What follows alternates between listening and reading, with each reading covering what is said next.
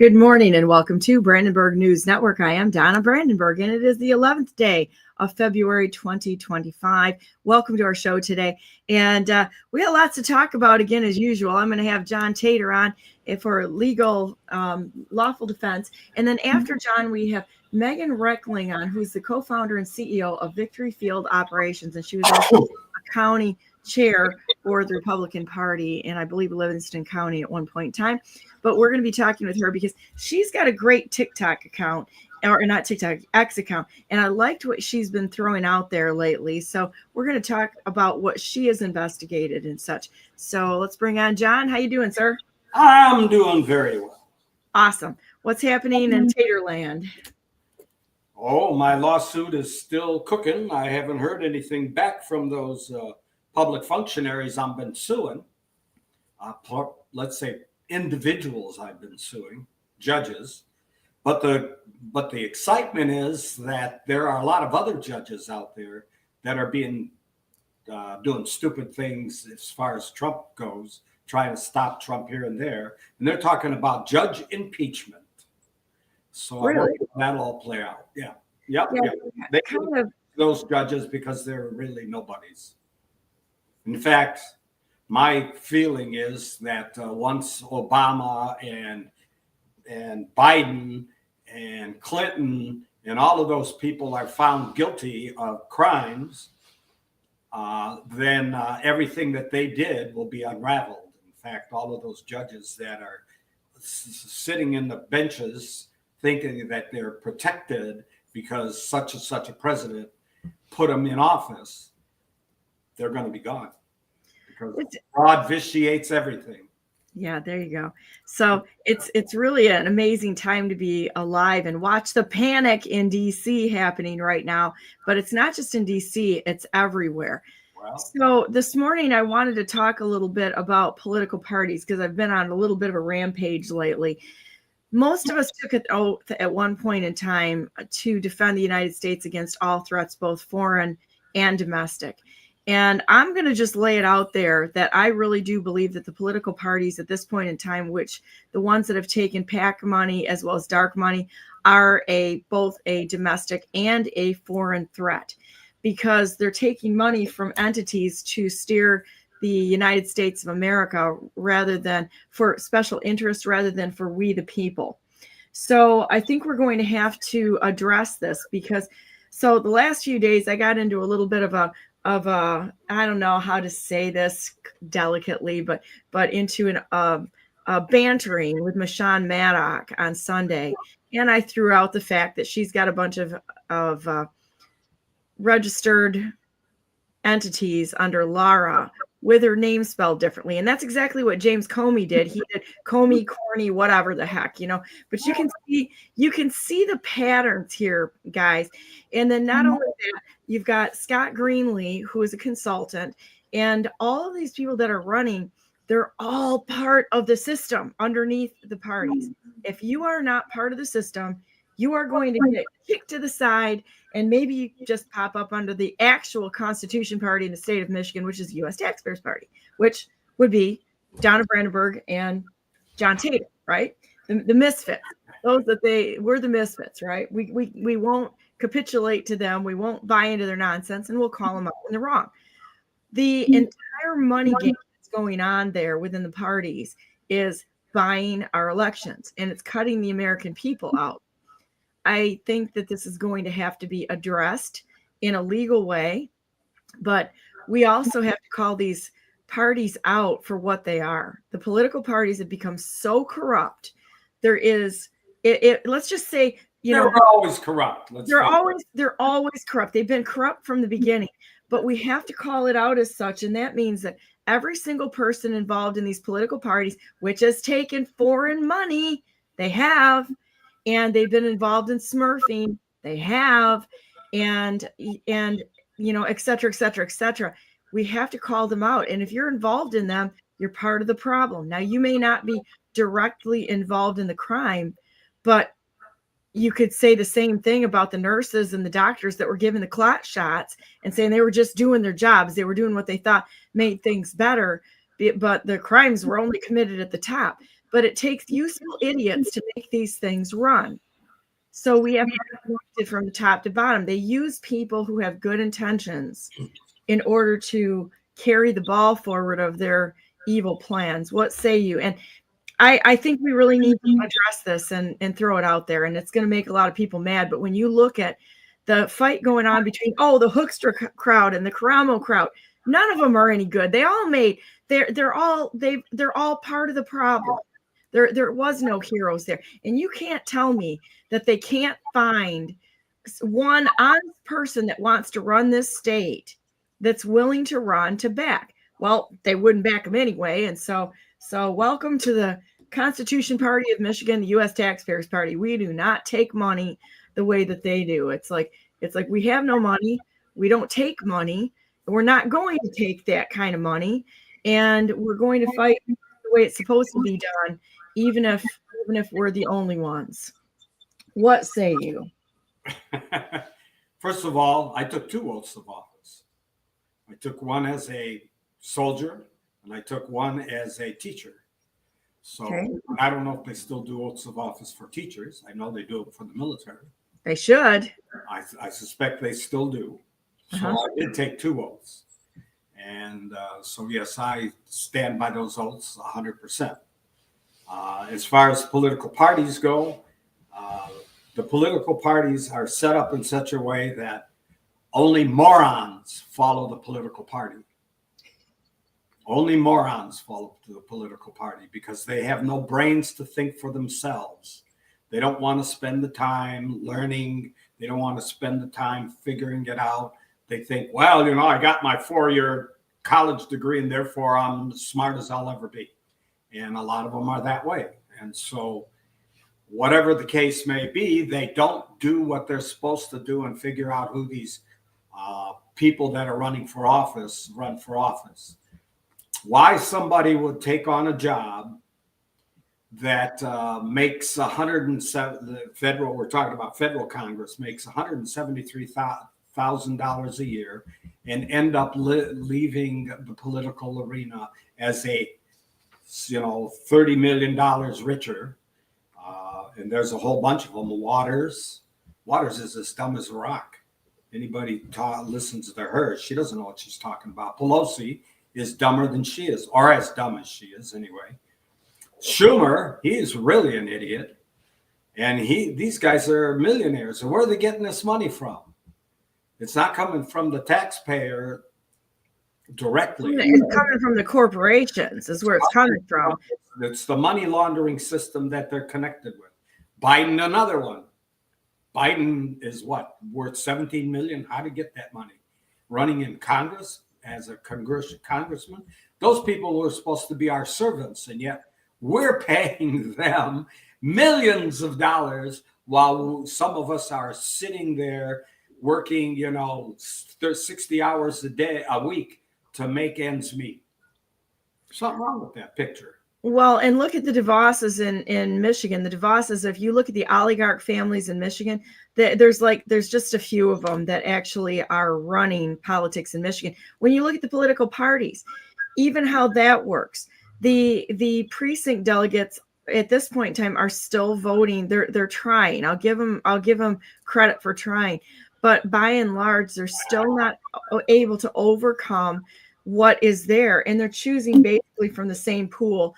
The good ones are being kind of used in a way from what I can see, but you look at DeVosses. How come DeVosses are putting $59 million into politics? Who does this? Why are they doing this? And they've been putting that kind of money into years, and then all of a sudden, Betsy DeVos is putting Tudor Dixon up, who is part of the global crime family at this point in time, because her family was selling from what it looks like it anyway. Her family was selling information in global information, people's personal information. DeVosses were putting Tudor Dixon up. They broke her out at RDV building at the Econ Club with Oprah Winfrey, I was told. And then at the same time, there was secret meetings going on with the oligarch families right before they started, and it was DeVosses that started Republicans for Whitmer. I don't know if people are getting their arms around this and seeing, picking up here what I'm putting out there, which is the fact that they're all involved. And if you follow these people, you are now involved as a useful idiot. You've got to get off this mind, this mind plantation here that they've got everybody on, and stop assisting them in their subversion of the United States. The parties right now are absolutely guilty as hell of being involved with foreign money as well as dirty money. There's all kinds of dirty money that was going on. You can prove it by what happened with FTX with that Sam Bankman-Fried, that this is all tied in together. And they know you got to be sitting under a rock not to know it and not to have seen what's going on. Yep, I agree. And with that said, I would like to invite anybody that's out there to come to any of our meetings or reach out to me as the first vice chair of the Taxpayers Party, which is a Constitution party.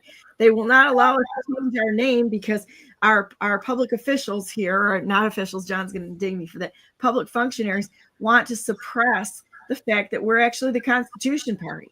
So they have decided to sue the Secretary of State, and you could do that. I wrote a letter some time ago to try to get this changed, but nobody in the Taxpayer Party wanted to do anything about it. Well, I do. Why don't you write up I wrote the letter. I'll send you a copy of it. Send me the copy, and then help me write up a lawsuit, and I'll file it.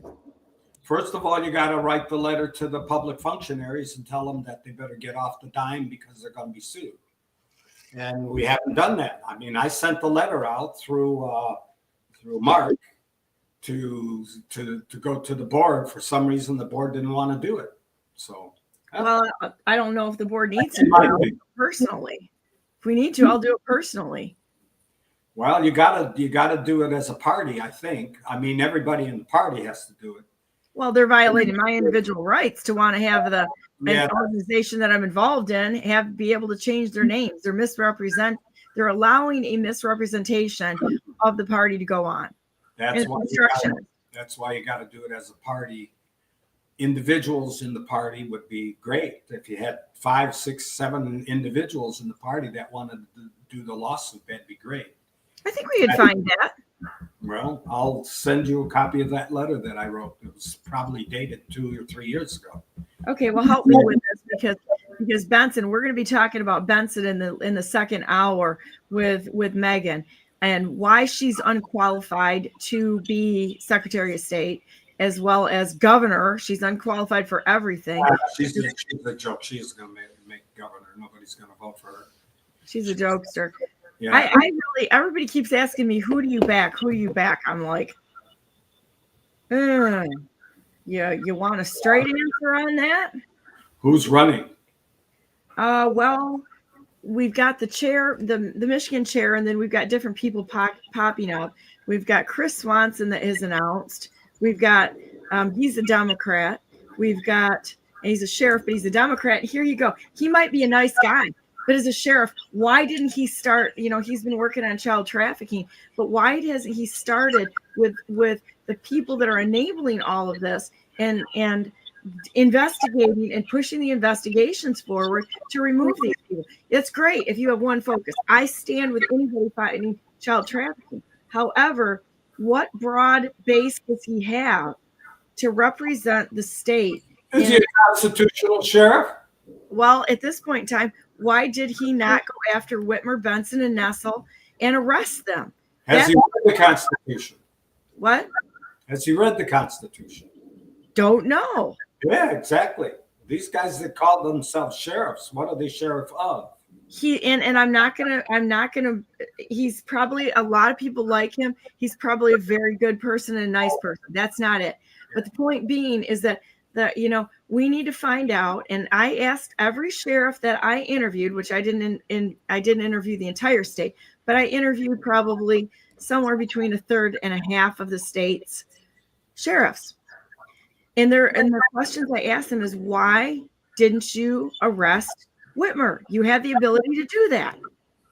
And I got not really one satisfactory answer out of them. I had a couple of satisfactory answers coming down the pike, but there's only a couple of them that I believe are constitutional sheriffs. They don't understand. They don't understand their jobs. They don't understand. They're like, well, you know, I'm just doing what I can in my own area. I'm like, really? Wear the badge and collect the money. It appears that way. You want a song? Yes, of course I do. Because this guitar is getting heavy. No, I'm kidding. Oh, sorry. By the way, this song is, I think, related to what we're talking about. So.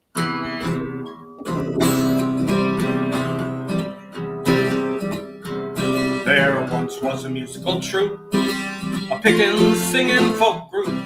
They sang the mountain ballads and the folk songs of our land.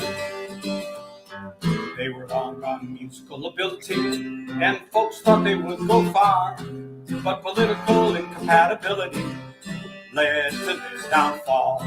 Well, the one on the right was on the left, and the one in the middle was on the right, and the one on the left was in the middle, and the guy in the rear was a Methodist.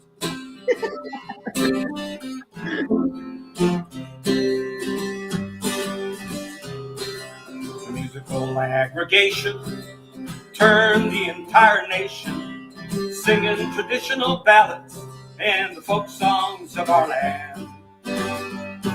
They performed with great virtuosity, and soon they were the rage. But political animosity prevailed upon the stage. Well, the one on the right was on the left, and the one in the middle was on the right, and the one on the left was in the middle, and the guy in the rear earned his driver's license.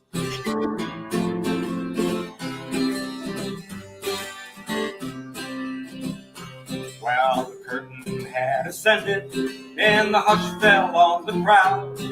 Some thousands they were gathered to hear the folk songs of our land. They took their politics seriously, but that night at the concert hall, while the audience watched deliriously, they had a free-for-all. And the one on the right was on the bottom, and the one in the middle was on the top, and the one on the left had a broken arm, and the guy in the rear said, "Oh dear."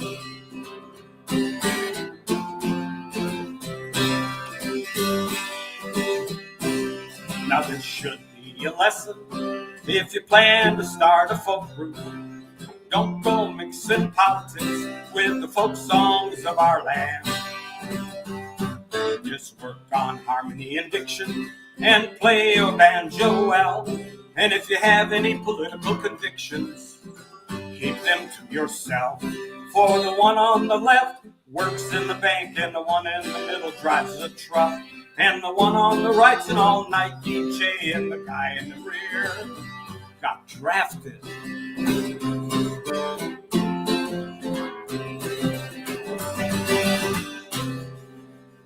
Woo! Bravo! How fun. Too fun. I love your songs. Well, they're not all my songs. I do steal them from people. So yeah, that's all right. You're just giving them advertising. How's that? Yeah, that's right. So let's talk about the basis for the political parties and why they are, because you and I kind of both agree on this. And so let's go back and do a little history lesson on them. Well, George Washington did not like political parties. And his attitude for political parties was that people don't think for themselves when you have a political party. Somebody's doing the thinking for you. And that seems to be the case today, even probably worse than it was back in the 1800s, 1700s. That people in the system today, I've heard people say, you know, I'm a delegate for the Republican Party and I'm proud of it. What's to be proud of? What are you doing in that? What do you do there? Well, I get to meet all these celebrities. Well, they don't call them celebrities. These public functionaries who are running for office. And a lot of them that are in those positions as delegates are starstruck when they see these, whoever's walking down the aisle. You can name whoever they are. That, oh my God, these people, they're close to God. They do all of this stuff for us. They don't do anything for us. They do it for themselves.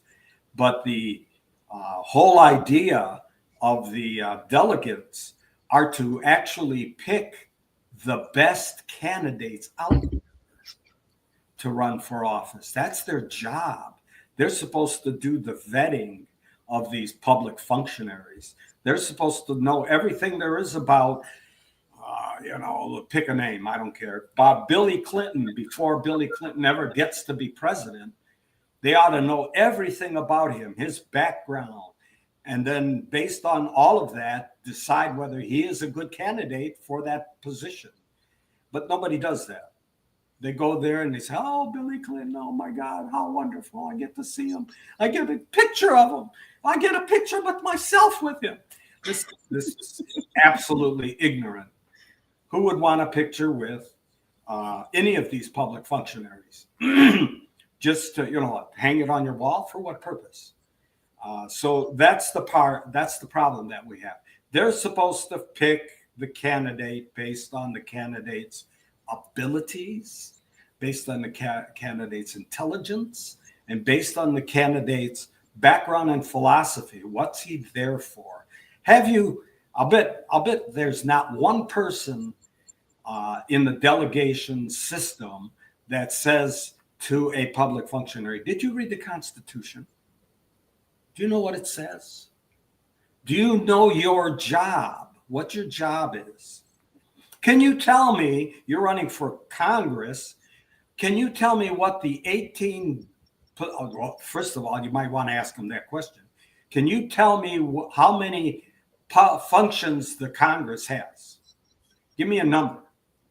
And if they say 18, can you name 5 of them? 5 functions of which Congress is supposed to do.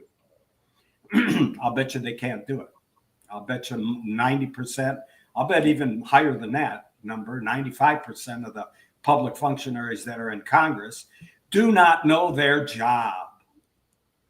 And that goes for a lot of the people in the judicial system. That's why we got the corrupt, the bottom of the barrel that's why I'm suing 3 judges, because they're the bottom of the barrel. They don't know what the law is.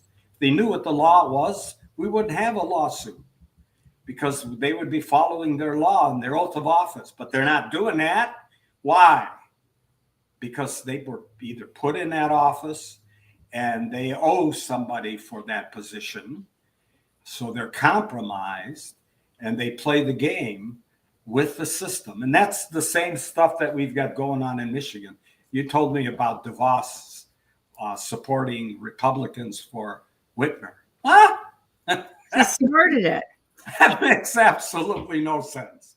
These are the people that the Republicans are standing by. I posted something a few days ago, and it was, I'll see if I can find it here, about the oligarch families in Michigan. And honestly, how much money these people are pouring into our elections. But the PAC money, it's like I'm telling everybody, keep your money. If you're going to support a candidate that and that's one thing. They don't need your money. They're laughing at you and anybody else that is out there. They don't need your money because they're stealing it from you. They're already stealing it, and they're giving so many other. They don't need your money. You want to break the system? Keep your own money. Keep your money. Don't put it out there. It's ridiculous.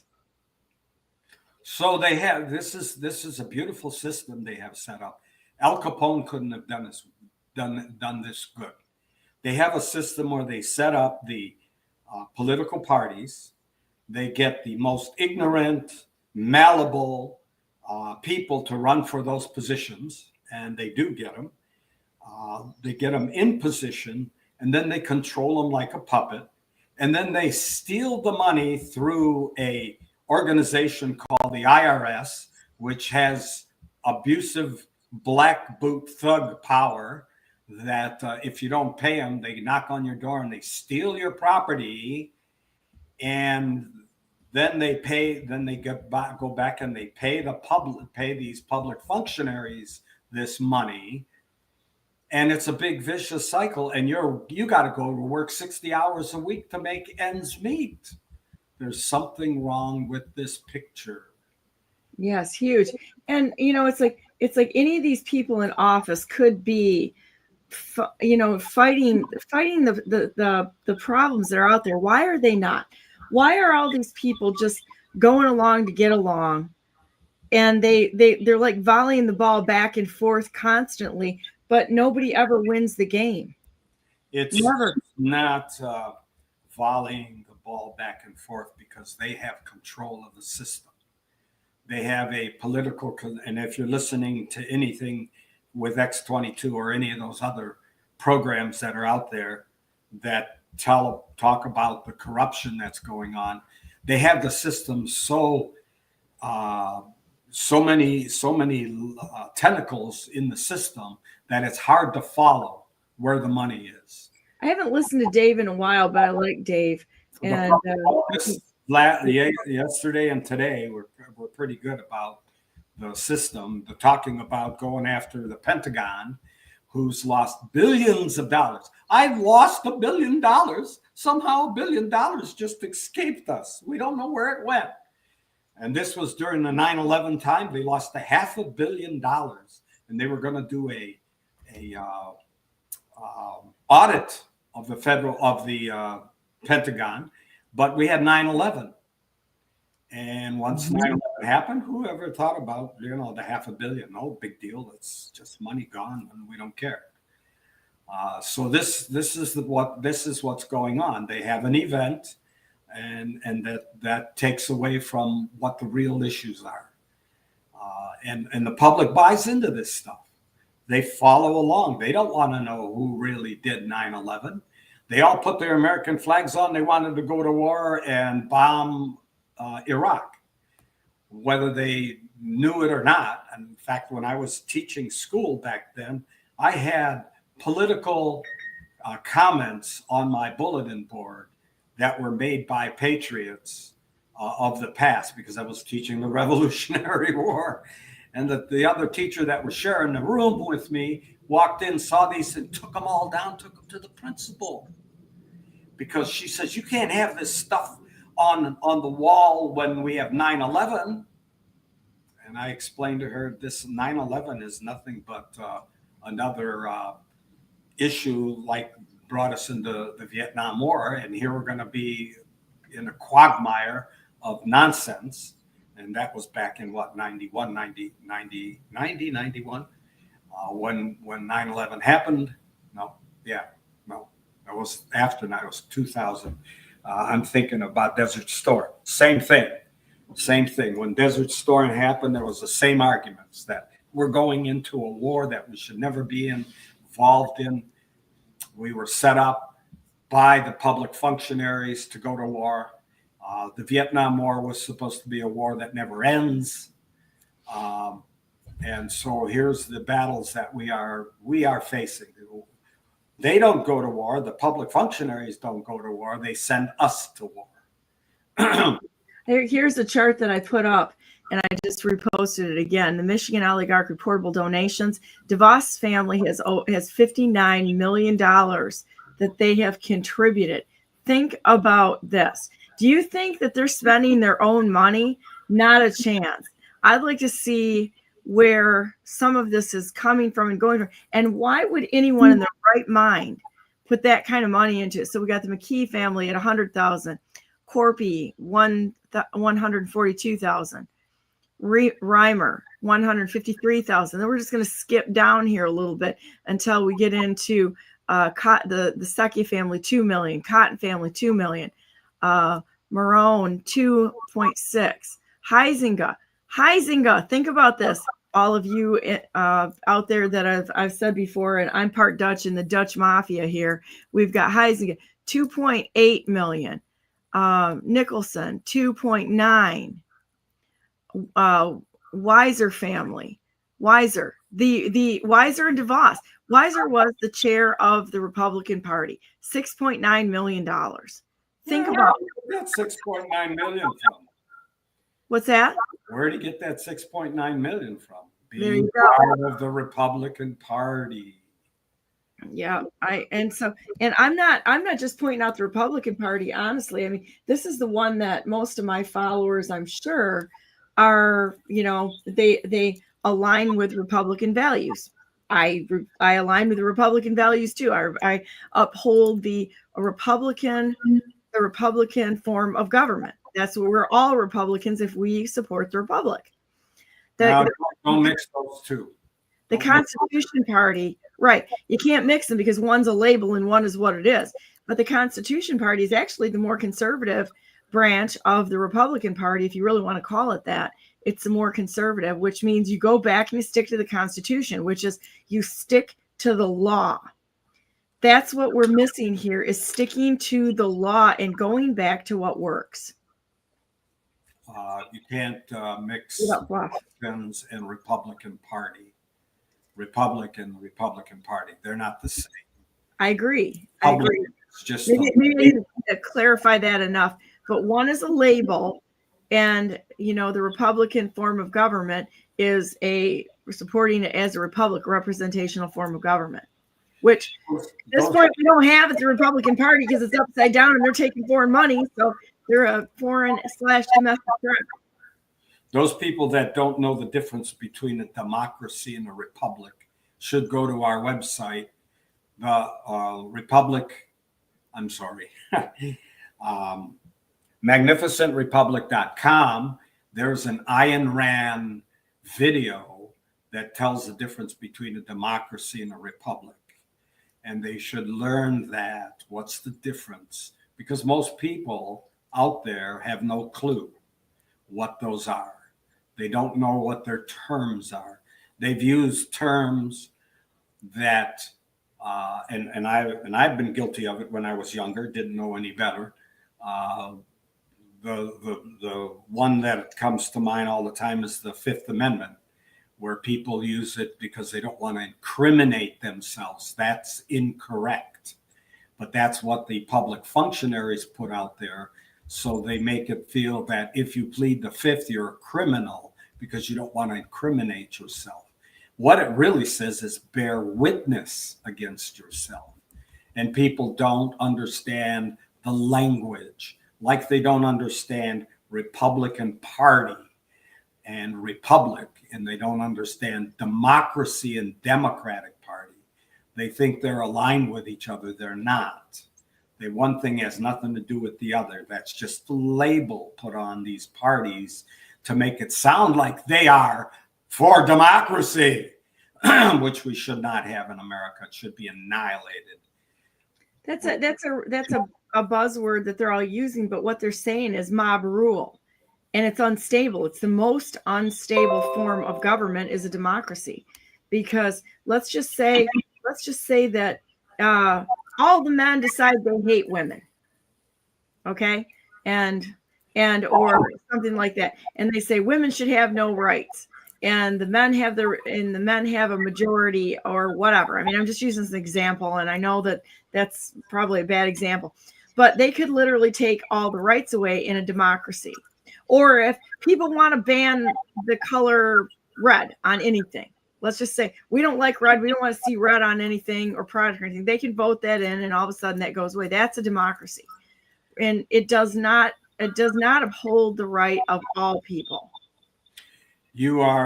That's very simplistic argument. It was meant to be, but yes. But I would like to ask you, would you promise to go to our website this week and watch the Ayn Rand video? It's short. It's not very long. So it won't take well, why don't we just do that right now, sir? I can do that. Okay. Because I think it's important for people to really understand the difference between the two. And they don't. And if they knew the difference, really understood the difference between the two, they would never want a democracy. Never. Where's the video? It should be on that page. Okay, hang on a minute. Oh, here we go. Got it.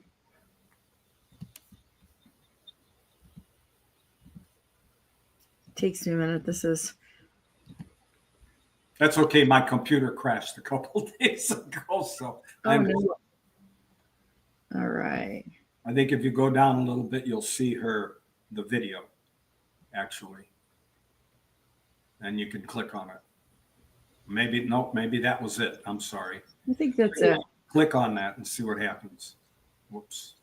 By the magic of, let's see what happens. Let's see. Oh, click on the blue down there. There you go. All right. If it's YouTube, I got to stop once in a while, or else we'll get dinged for copyright. Okay. Just got to talk over it a little bit once in a while, and that seems to derail it.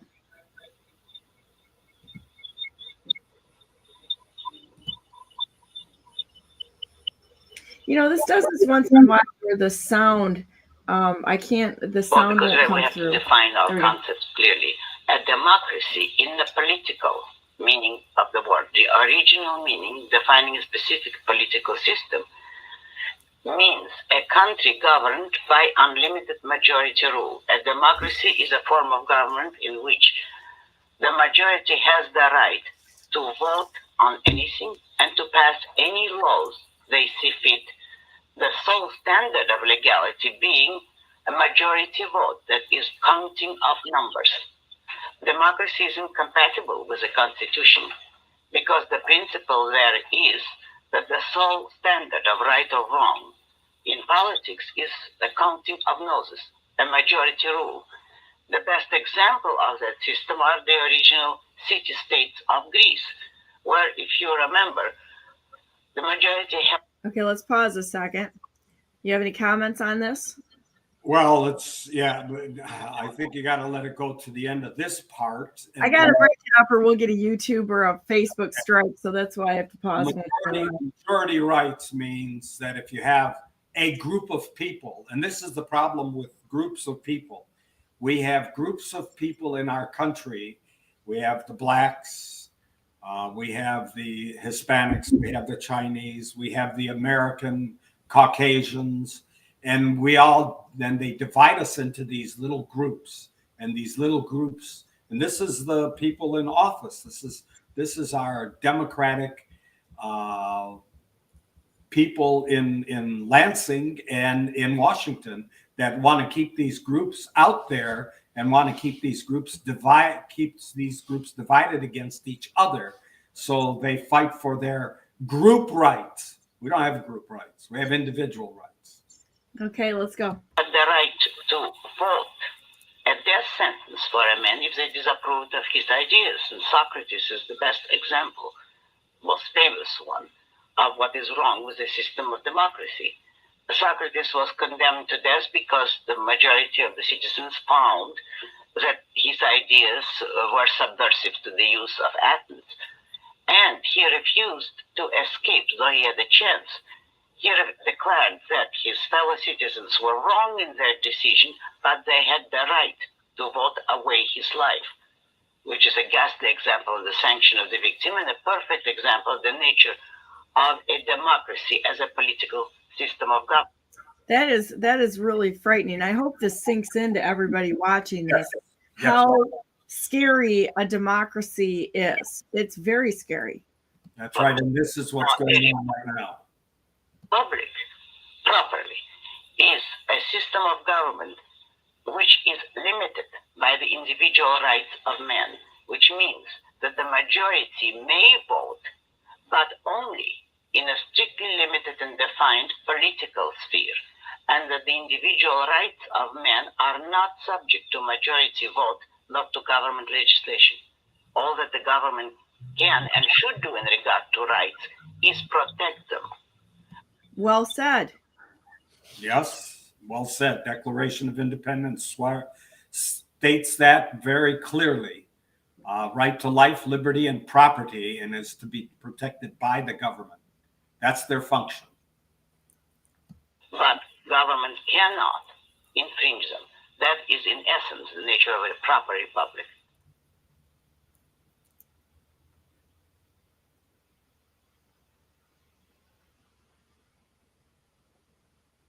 I would say worsening them, if anything. If by representative democracy you mean a system which is based on the democratic principle of unlimited majority rule, but merely delegates that power to the chosen representatives rather than to the direct vote of the citizens. Is that what you mean? No, that would be even worse, because for a large country, a majority would not be likely to agree on some vicious legislation, whereas a small chosen body of representatives, unguided and unlimited by any restricting principle, is the pattern of a tyranny.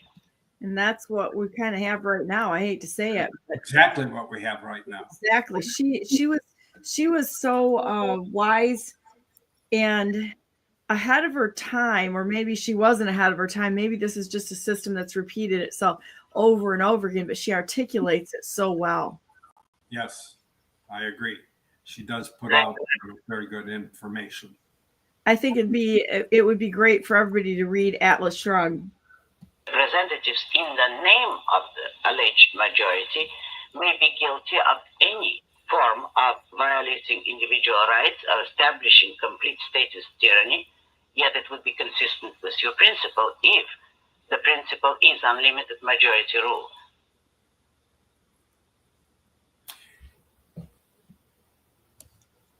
I think that's the end. Got it. So well said by her. So we need to define our terms as we speak, because we need to understand and control the narrative. This is absolutely critical, that if we follow the principles of our country and the language of our country, we will get a better grasp of what's going on. Because again, public functionaries in office do not overreach, which there is no legal term for overreach. They usurp authority. And it is critical that we get to those philosophies of usurping, the same things that Norton versus Shelby County speak of. Because once we get a control of the terminology, then we will have control of the narrative, and we will be able to change what's going on in our country. Until we do that, we will have a very difficult time, because plausible deniability is what these public functionaries try to get away with. They say, well, I really didn't know that. Yes, you did. You were involved in it. You made the $500,000 and you didn't know where that $500,000 came from. You usurped authority never granted. You didn't overreach and steal money. You usurped authority, which was within your job description. Trump is talking about going after the judges that are stepping outside their job description. That's usurping authority. If you step outside your job description and you don't follow your oath of office, then you are liable for usurpation of your authority, and you shall be, number one, removed from office, number two, held liable. Though we citizens cannot criminally hold these judges liable, but we certainly can go after them for money damages in the civil side of the political system, of the judicial system, which is what I'm doing. I'm going after 3 judges for $4 million apiece. I've had it with them, and I'm writing a second lawsuit now for another judge and attorney who have usurped authority never granted, and hopefully that lawsuit will be done in a month or so, because it takes time to put all the facts and figures together and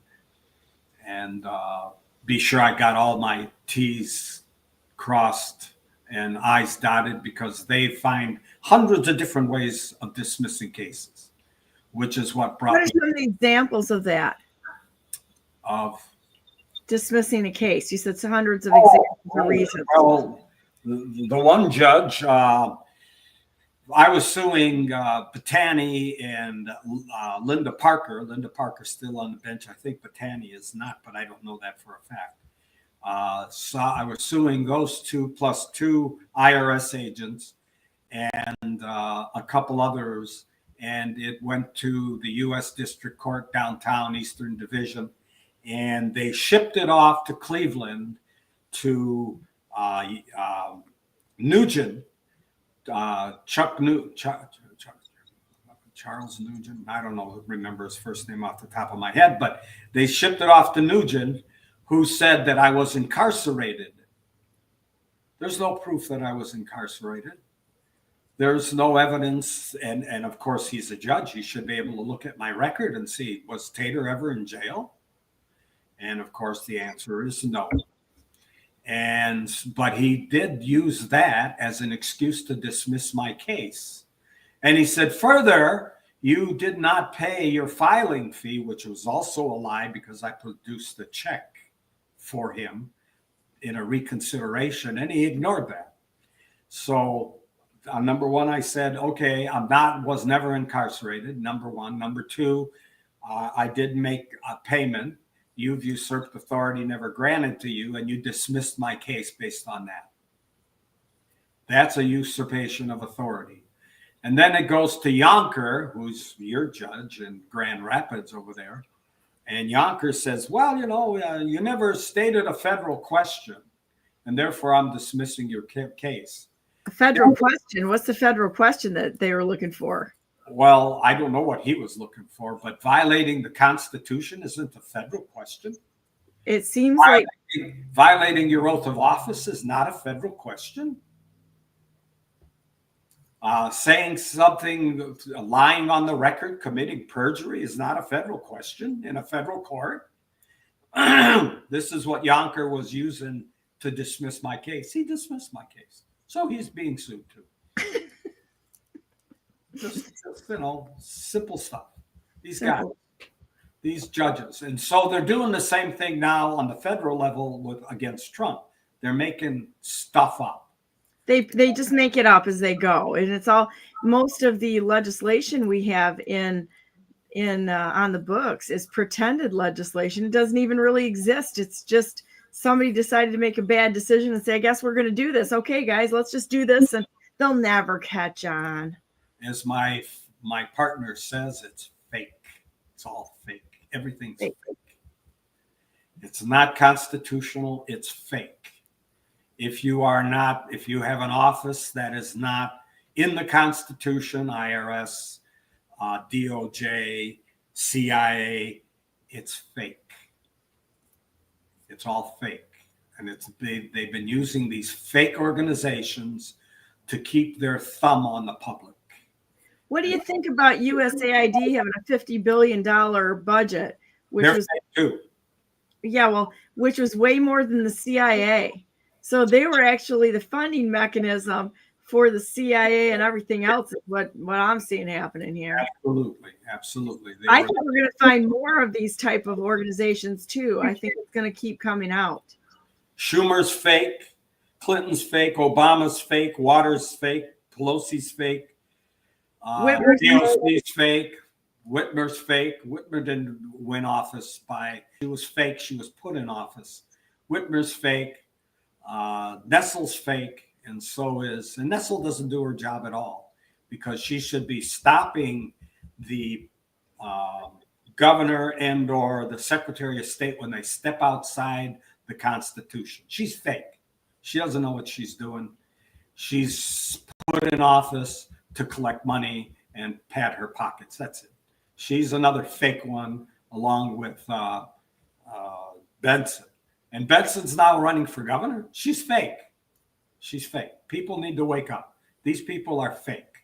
These people are put in office to steal from the public. Be part of something really interesting this week, because I was looking into Nestle and her wife Alana McGuire's nonprofit that they funded the signature gatherers she funded the signature gatherers over $1 million. Yeah. And there's a lot of questions there. And it went back, when I looked at their filings, it actually went back to a company. It took me a few jumps to get there, to an address in New York City, which is tied to the London Stock Exchange. Yeah, interesting. Yeah. There's a lot of time for a lot. They're all nonprofit companies. That's the problem, is that they say, oh, we're nonprofit. Sure they are. Sure they're nonprofit. They're just hiding the profit company behind them. That's the web that they've weaved. Shell game. Here's the shell games. So you know, if you find one company, it's not the answer. There's another company and another company involved in another company before it gets to Biden's pocket. So that's the game that they've been playing all these years upon us. And they use the Federal Reserve open bank account to steal the money from us. The only way we're going to fix this is to shut off the spigot, get rid of the Federal Reserve, get rid of the funny money system, the fake money system that we have, and go back to real money. And then we will be able to be successful in our endeavors to stop this illegal behavior of this criminal syndicate that now runs DC. People need to wake up. Yep. I wanted to show you something else that I think is kind of interesting, and it starts with political. This is kind of interesting. I'm going to try to explain how this happens, and this is in the state of Michigan. And this is, I'm going to connect the dots here a little bit. This is rural AM FM. And when we look at the political consultants and how this works, John Yob's company, Strategic National Campaign Management, has a resident agent named Dave DeShaw, works for the political party here. And here's this filing in Laura. Strategic National has Dave DeShaw on as the resident agent. But oh my goodness, look, Dave DeShaw is also the resident agent for Rural AM/FM LLC. Dave DeShaw, because he works for this company, Strategic National, works for John Yob. And here's the contract and how they move the money back and forth, and how they're actually taking the money off the top of these things. And so all the Republicans that are like, oh, Dave DeShaw, it's like, do you understand how this is actually working? Dave DeShaw is working for, as a resident agent, John Yob, a political consultant, who Mashawn Maddox said would hire him in a video. I played it. She said, yes, she would contract with him. And you've got all these people that are downstream from this. I can't explain it any better than this.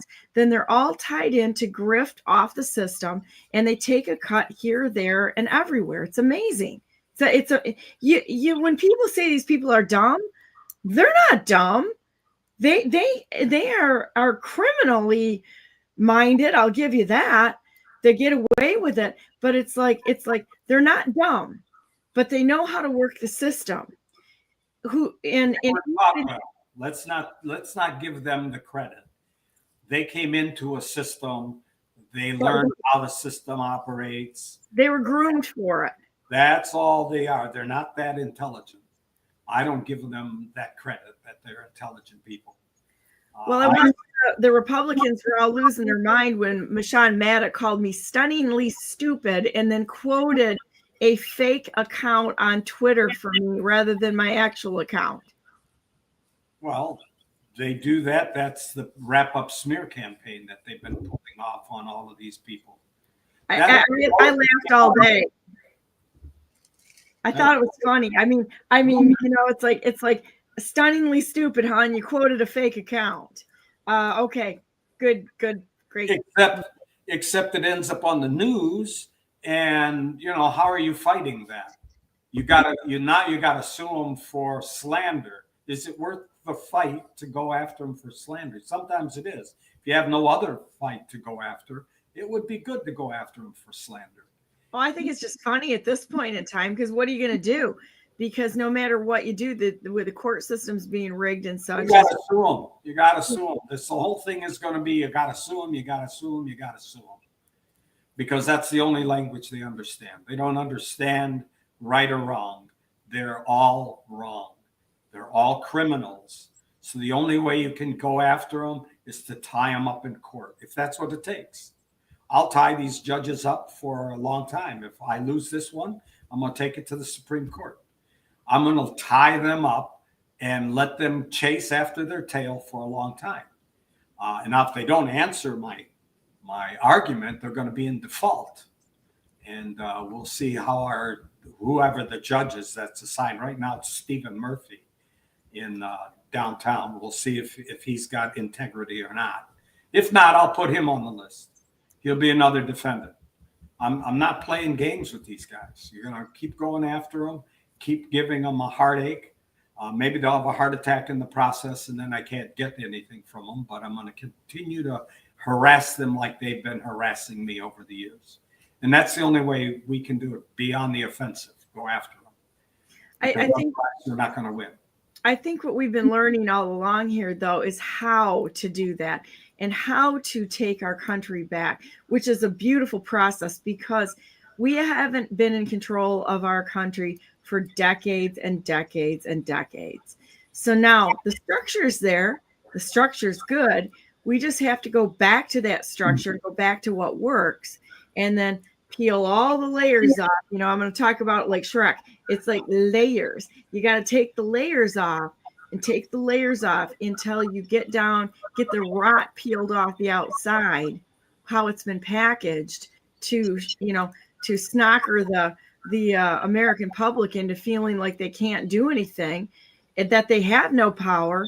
We do have power. We just have to understand what the process is. Part of that is, you know, stop doom scrolling, everybody. What a waste of time doom scrolling for things. Look at actual real information. And I was talking to a friend this morning who is pretty much like-minded with me on a lot of things. And the fact that we look at things and are able to see it for what it is. The doom scrolling on YouTube and on TikTok. Wing, wing, wing, wing, wing, wing, do, do, do, do, do. You know how programming that is? That's like puts you into a zombie state right there, you know, and they're flashing images in front of your eyes that your brain is not going to differentiate between real and fake after a while. That's what TV's been all about since the inception of television. It is programming because they're literally programming. The only way to get off of this is you're going to have to go to source documents and start thinking again. There was a book that we were reading when I was in 8th grade in literature class called A Wrinkle in Time by Madeleine L'Engle. And I really liked that book. And it's one of the few books that I can remember, being 60 years old, you know, that I can remember specifically reading that book when I was in the 8th grade in literature class, and how impactful that book was on me. The bad guy in there had red eyes, and he was sending out like a constant beat of information or influence, which I think they're doing it through 5G and everything else. I mean, it's through the television, it's through the internet, it's everything. And we're constantly, the news cycle, it's over and over and over again. And it just keeps up. And then it increases the cadence of it, the frequency of it, right? And that we're getting fed this information. Nobody's being able to stand on solid ground that's watching that full time, and it's designed to do that. So if I can give anybody good advice today, stop your doom scrolling and stop the programming. Stop, take a pause, look around. Get your brains back together again. It's by design. And the political parties are doing it with their nonsense of fighting back and forth between this faction, that faction. They're bad guys. They're bad guys. They're working together. They're working together. It's the same people backing both sides. The same political parties. So we're gonna have to start thinking and not reacting. So if you haven't seen the movie The Network, you ought to see The Network. I haven't, because I don't watch movies that often. I watch. Oh, that one you gotta watch. That one you gotta get. It's an old one. I watch nerd stuff, like why bridges fail and history. Gotta see that movie because it talks about exactly what you're saying. And aircraft. And turn it off. Turn it off. Right in the middle of my speech. Turn it off. It's worth watching. Yeah. Go get yourself a cup of coffee. Decide what good coffee is, because good coffee is something you can touch, you can drink, you know it's real. Anything else out there, you could be watching CGI. You could be watching them spoof anything. You might be following fake accounts like the Sean Maddox quoted Brandon instead of Brandenburg for MI. She couldn't even get that right. Oh my God. I don't even know what to say. You know, we need to increase the IQ of this. Not even IQ. IQ is a bad measure. We need to increase the critical thinking of Americans to actually vet, understand good information, know where it's coming from, and hold people accountable. Ta-da! Well, give yourself a plug here, John. The plug is we'll be on Zoom this week, Wednesday night, 7 to 9. Learn the law, learn what your rights are. If you don't have any rights, if you don't know your rights, you don't have any. Learn how to deal with the court system, with the executive branch, talking about the police and all of the other public functionaries out there. Learn how to deal with these people because they work for you. So show up, or if you don't know how, you can call me at 734-968-4715. You can go to the magnificentrepublic.com. It'll give you a link to join our Zoom on Wednesday nights, and come and listen to what we have to say. I'll send you court cases free of charge. Just show up, ask me for them. I'll send a whole bunch of them that we've been reading and going through, so you understand the real law of this country, and you can start getting the public functionaries off your back. There you go. And with that said, I'm going to take a quick 30-second break, and I'll be on with Meghan Reckling in just a minute. So stay tuned for this, because we're going to be talking about our wonderful Secretary of State who threatened every single one of us, which puts her in the criminal case. If I had a basket of criminals, basket of true deplorables, Benson would be in there. It's like, don't threaten me or any other American out there, because you're on the wrong side of a good decision right there, Benson. So anyhow, we'll be back in 30 seconds with Meghan. Thanks, John. Bye. Bye. Bye, everyone.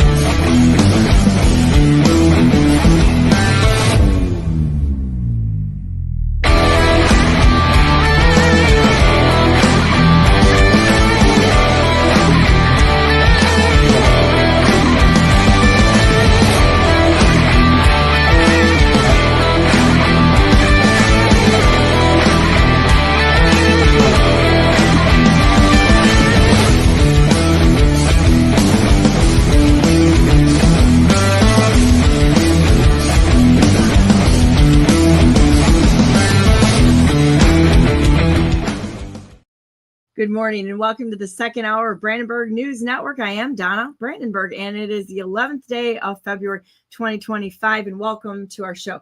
Meghan Reckling is going to be on next, co-founder and CEO of Victory Field Operations, and welcome to Brandenburg News Network. Meghan, how are you?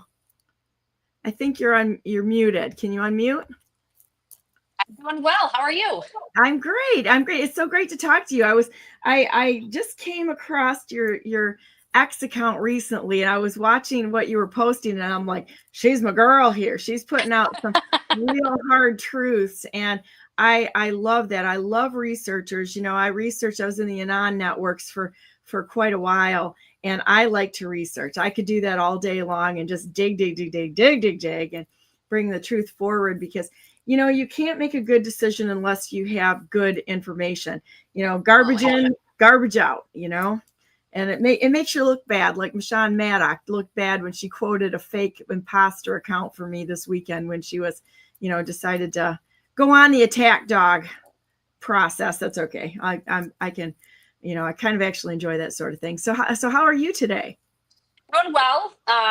Excited to talk about I'm going to call her my good friend in no certain terms. But, you know, Jocelyn Benson, I think it's really important that people understand what she's done as our Secretary of State, just setting aside the administration of elections with election integrity. You know, I've really followed her for years now, going all the way back to the Independent Redistricting Commission when that was created in Michigan. And I've watched pretty much every single meeting of the commission, and how she has conducted herself as our Secretary of State is just something that should terrify everybody in Michigan, especially now that she wants to run for governor.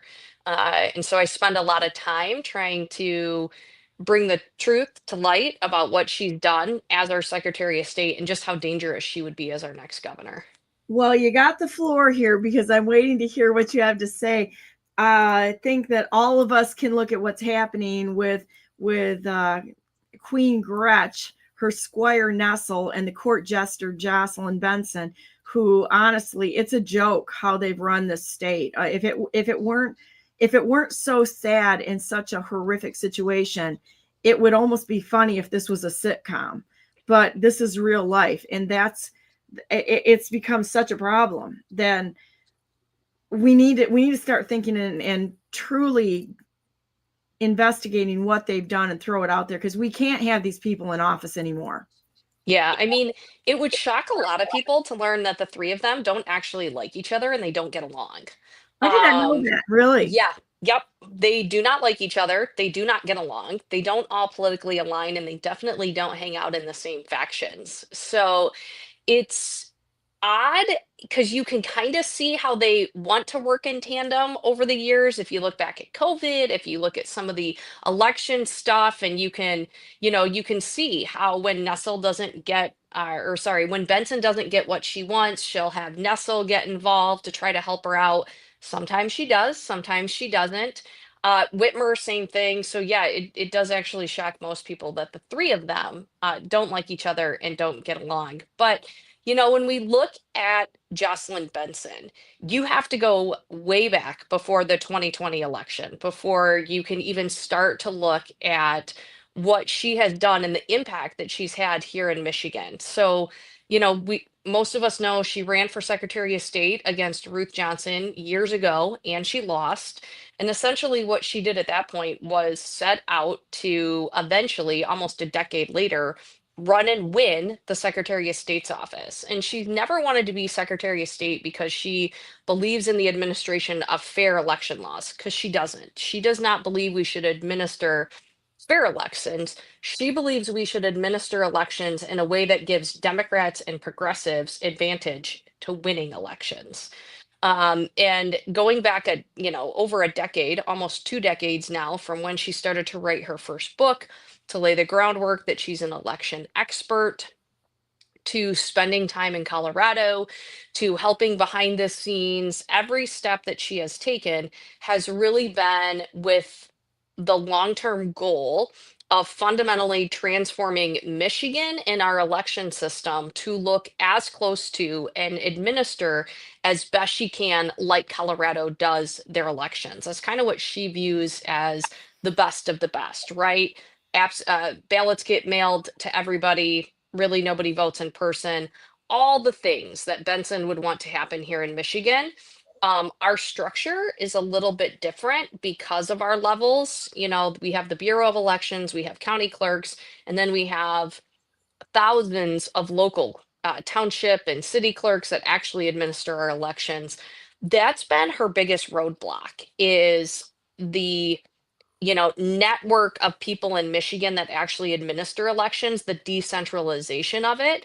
And that's caused her a lot of heartburn. It's caused her a lot of roadblocks. It's caused her to take longer to do things. It's why she tries to centralize things either to the county clerk's level or the Bureau of Elections as much as possible, because she's trying to claw as much of that power and centralize our elections. It's partly why I would argue, I think she's a big reason why people on the right question our local clerks. If you really think about it, look at the map of Michigan and stop me if you have any questions, because I could ramble on and on about her forever. You know what? My best guests that I like the best are the ones that just talk. because Okay. that way I can sit here. Somebody said the other day, they said, wow, you're just kind of like stone face. And, when you're listening to people, like I have like a laser ability to focus. So when somebody talks, I'm sitting here listening to every word you say. So just go right ahead. Perfect. So when you think about it and you look at the map of our state, most of the map is red, right? We know that. You have pockets in Southeast Michigan that are Democrat, and we have the Ingham County area, and you get over into Kent County and up towards Traverse City, there's some Democrat areas. But for the most part, our state is pretty conservative and it's pretty Republican, which means on a local level, Republicans are elected as our county clerks and as our township clerks. So they administer most of our elections, but we have a huge issue on the right trusting the system, rightfully so. Like we should question the system. I believe that Jocelyn Benson has been part of an intentional, I think she has intentionally started a chain of dominoes. One, trying to lay and weave and sow distrust in local election officials. Two, trying to cause people to doubt the skills and ability of our local elected officials. And then three, because she refuses to provide training and tools and resources to ensure that those clerks can properly administer elections, it causes them to have issues, and therefore she can put her hands up and say, see, they don't know what they're doing. And in the end, this is all a plan. Her plan is that eventually she can say, you know what? It's not good. They don't know what they're doing. We need to centralize our elections. We shouldn't have our township clerks administering elections. We should have the county clerks do all of these things. What would that do? Well, now Benson wouldn't have to deal with over 2,400 township and city clerks that administer elections. She'd have to deal with 83 county clerks. That's it. So it shrinks that pool of people that she has to deal with and go through when it comes to picking which ballot devices we use, picking who printers, picking who does test decks, picking all these things. She would only have to deal with 83 county clerks instead of all of the other local clerks that technically administer our elections. So she has really started, the minute she became Secretary of State, she started to sow this web of distrust in local election officials. She has been a pain in their ass. She has done everything she can to make sure that their job is as hard as possible. It's not easy being a local clerk. There's a lot of responsibilities. What I've heard, though, from the local clerks is that they're taking orders from the state instead of the local clerks running the elections the way that it should be done. And the other thing that's disturbing about this entire thing is the fact that I think to your point, is that she's distracting from the real problem. The real problem is that they've hacked her election with the absentee ballots and the machines, which I had a call last night that once again reaffirmed the fact that there's illegal programming on these machines. One of the lawsuits I was involved in was to prove the fact that the machines weren't even certified. So it's almost as ridiculous as using a credit card machine or a gas pump and never having them actually certified that they are putting out the gasoline for the amount of dollars that you're paying for it. That's unverifiable. And we had that with our machines in Michigan. We've also proven by Alien Vault and some other methods that they're actually hacking our election systems at the programming level. So the fact that she's using this against the local clerks, it seems like a big distraction to me. It's all about checks and balances, right? I mean, if you go back to our founding fathers, they created 3 separate but equal branches of government to serve as a check and balance between the executive branch administering laws and the legislature creating laws and the judicial branch to kind of be there to wait out disputes. When it comes to election administration, you kind of want to think of the system as the same thing, right? We have programming of tabulators. But then who does that programming? And then who runs the test to verify it? When you have the fox guarding the hen house, you can't have trust that the checks and balances that should be done to make sure these things are being properly programmed, are being properly tested, and can be trusted are being done. Because there's no check and balance there. And so her entire goal is to centralize that, to bring it to a point where she is the fox guarding the hen house. And then she says, oh, it's okay. It's all okay. You know, you can look at her rhetoric every single day. She talks about being the defender of democracy. She touts and brags running for governor that she has administered the most fair elections in the country. You know, being in one of the 5 states from 2020, she likes to use that as a bragging talking point. But at the end, people should be questioning and have the right to question because A, she is the fox guarding the hen house, but B, she refuses to be transparent.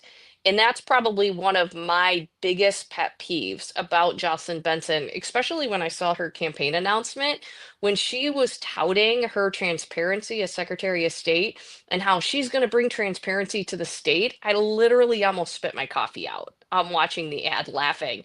She is one of the most least transparent elected officials, especially as Secretary of State, that we have had in decades. Not only is she not transparent, she intentionally manipulates the FOIA process to hide information about elections or about the dealings specifically within the Bureau of Elections and the Independent Redistricting Commission that she does not want people to know or see.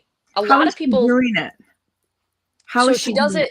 She does it very specifically. One of the things I always like to point out is I'll have a lot of people tell me often that they think there's a grand conspiracy or think a lot of this stuff is planned. I think by Benson it is. Like, I think she does actually have plans. She knows what she's doing and she's marching forward. But if you look at the everyday staff that works in the Bureau of Elections or works for the Independent Redistricting Commission, I have always been mind blown as somebody who has worked in the legislature for years, and the legislature in Michigan is not subjected to FOIA. But I'm not naive. Whether Republicans are in control or whether Democrats in control, at any point in time, the Senate Majority Leader can say, you know what, even though the legislature isn't subjected to FOIA, we're going to release every single email that a staffer or a legislator has written on their state system because they could, right? They have the authority to release those, even though the law doesn't force them to. So I'm very cautious when I'm using my state device, when I am emailing on my state email. I don't write things that I would not want put on the front page of the Detroit Free Press because one day it could be on front of the Detroit Free Press. But as somebody that has read through thousands and thousands of pages of FOIA documents, from COVID documents to stuff relating to the Independent Redistricting Commission to stuff related to Jocelyn Benson in the Bureau of Elections, I am always mind blown on what people will put in an email, especially people that know they're subjected to FOIA and their emails could become public. It is mind blowing the things they will write down. And basically what happens is Benson, all of a sudden, somebody will catch on to something going on and she decides that she doesn't want these records to be released. So she does a couple of different things. One, she tries to charge exorbitant FOIA fees. That's her first line of defense. If she does not want you to obtain documents from her office, she is going to come back and she is going to issue a FOIA price quote that you're literally just going to fall out of your chair. And I've seen some really big prices. I mean, I've watched when people have gone after documents for COVID from different executive branches, from DHHS, and there were really high fees related to those. And so I want to highlight, and I think this is the post on X that kind of you saw and I was highlighting. So I am very personally passionate about the Independent Redistricting Commission because nothing about them is independent. This is a progressive method to redraw Michigan lines for the House, the Senate, and the congressional seat to ensure that Democrats can have a majority.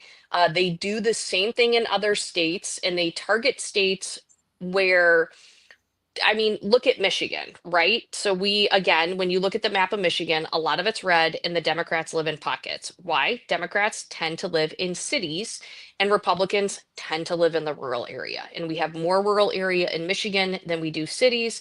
And so Democrats, when you get into Southeast Michigan, look at the state house, look at the state Senate, they are winning those seats by 92%. I mean, a Republican may be lucky if they break the 10% mark. They don't want to win seats by 90%. They want to win every seat by 51%. That's it, 50% plus one. So they need to drag those residents that live in the city out into rural districts. And under the old way that Michigan used to draw our lines, they couldn't do that, right? They were forced to follow county lines and city lines. And so they had to find a way to help drag these people out into the rural areas of Michigan or drag them out into Oakland and Macomb counties to make seats more competitive.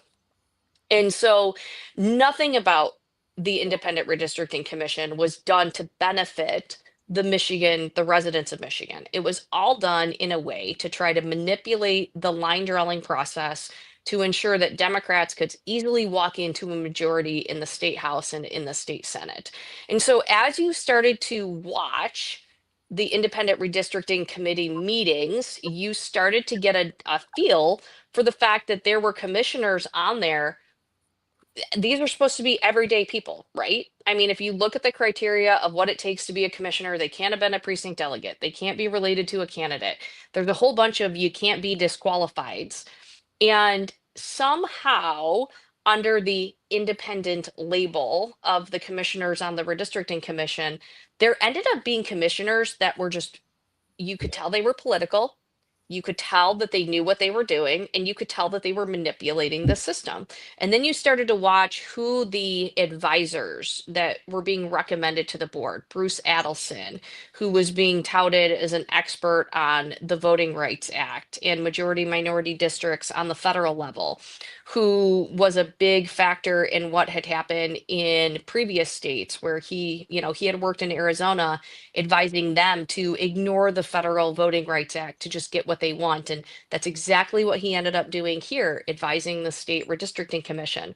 Well, once COVID hit and the commission was forced to go remote and all of their meetings became these remote meetings, you started to pick up things. So one of the things we started to notice was that commissioners were asking questions of people who were testifying, but you could tell they were coordinated, right? So like Commissioner Widgets would ask a question and Commissioner Eid would follow up, and you could clearly tell they had coordinated. Like they knew what they were doing and they knew what they were asking. I think we see that a lot. Right? Yeah. And we knew that, but they're all remote, right? They're all sitting at home. So it's not like they're sitting in the same room trying to coordinate these things. We knew that they were sitting in remote places by themselves. And so what we figured is there's no way that they're coordinating without using one of two methods. One, they're texting each other, or two, because you could tell on the Zoom that they didn't really have a phone device in their hand, like they weren't looking down like they were texting. They kept looking at their computer device. More than likely what we thought is they're actually using the instant message feature and they're messaging each other, which should be considered part of the public record and should be FOIAble, right? Like we should be able to pull their chat threads. And so that really kind of started this impetus because a lot of the questions they were asking were things that organizations like Promote the Vote, the unions, the ACLU, progressive organizations that were trying to manipulate the map drawing process that we knew because they supported, like we knew who was trying to support a more Democrat leaning map to give Democrats an advantage on the House and the Senate and the congressional maps. It was the same questions and the same, when you're around enough and you can be like, oh, that talking point sounds familiar. Oh yeah, it's the same one that organization's using. That's interesting. And so they started to ask a lot of the same questions and push a lot of the same talking points that these groups were doing. So worked with somebody to submit a FOIA request for emails and chat logs between certain commissioners and then, between certain organizations. I knew when I knew when the FOIA was submitted that the price was going to probably come back close to six figures. I figured the Bureau was going to ask for about $100,000 to issue all these documents. I think I about literally, I don't even think I fell out of my seat and had a heart attack. I just died laughing when I opened the FOIA quote and it was literally $1 million.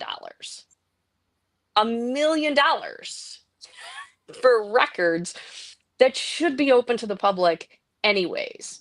And It's why such a joke. they're doing it specifically to hide the information and make it difficult Correct. to be held accountable. In this age that we live in, to be able to have these documents and just being able to look it up and have it at the tip of our fingers is very not only possible, it's easy to do. Correct. So this has to be done with the intention of hiding things.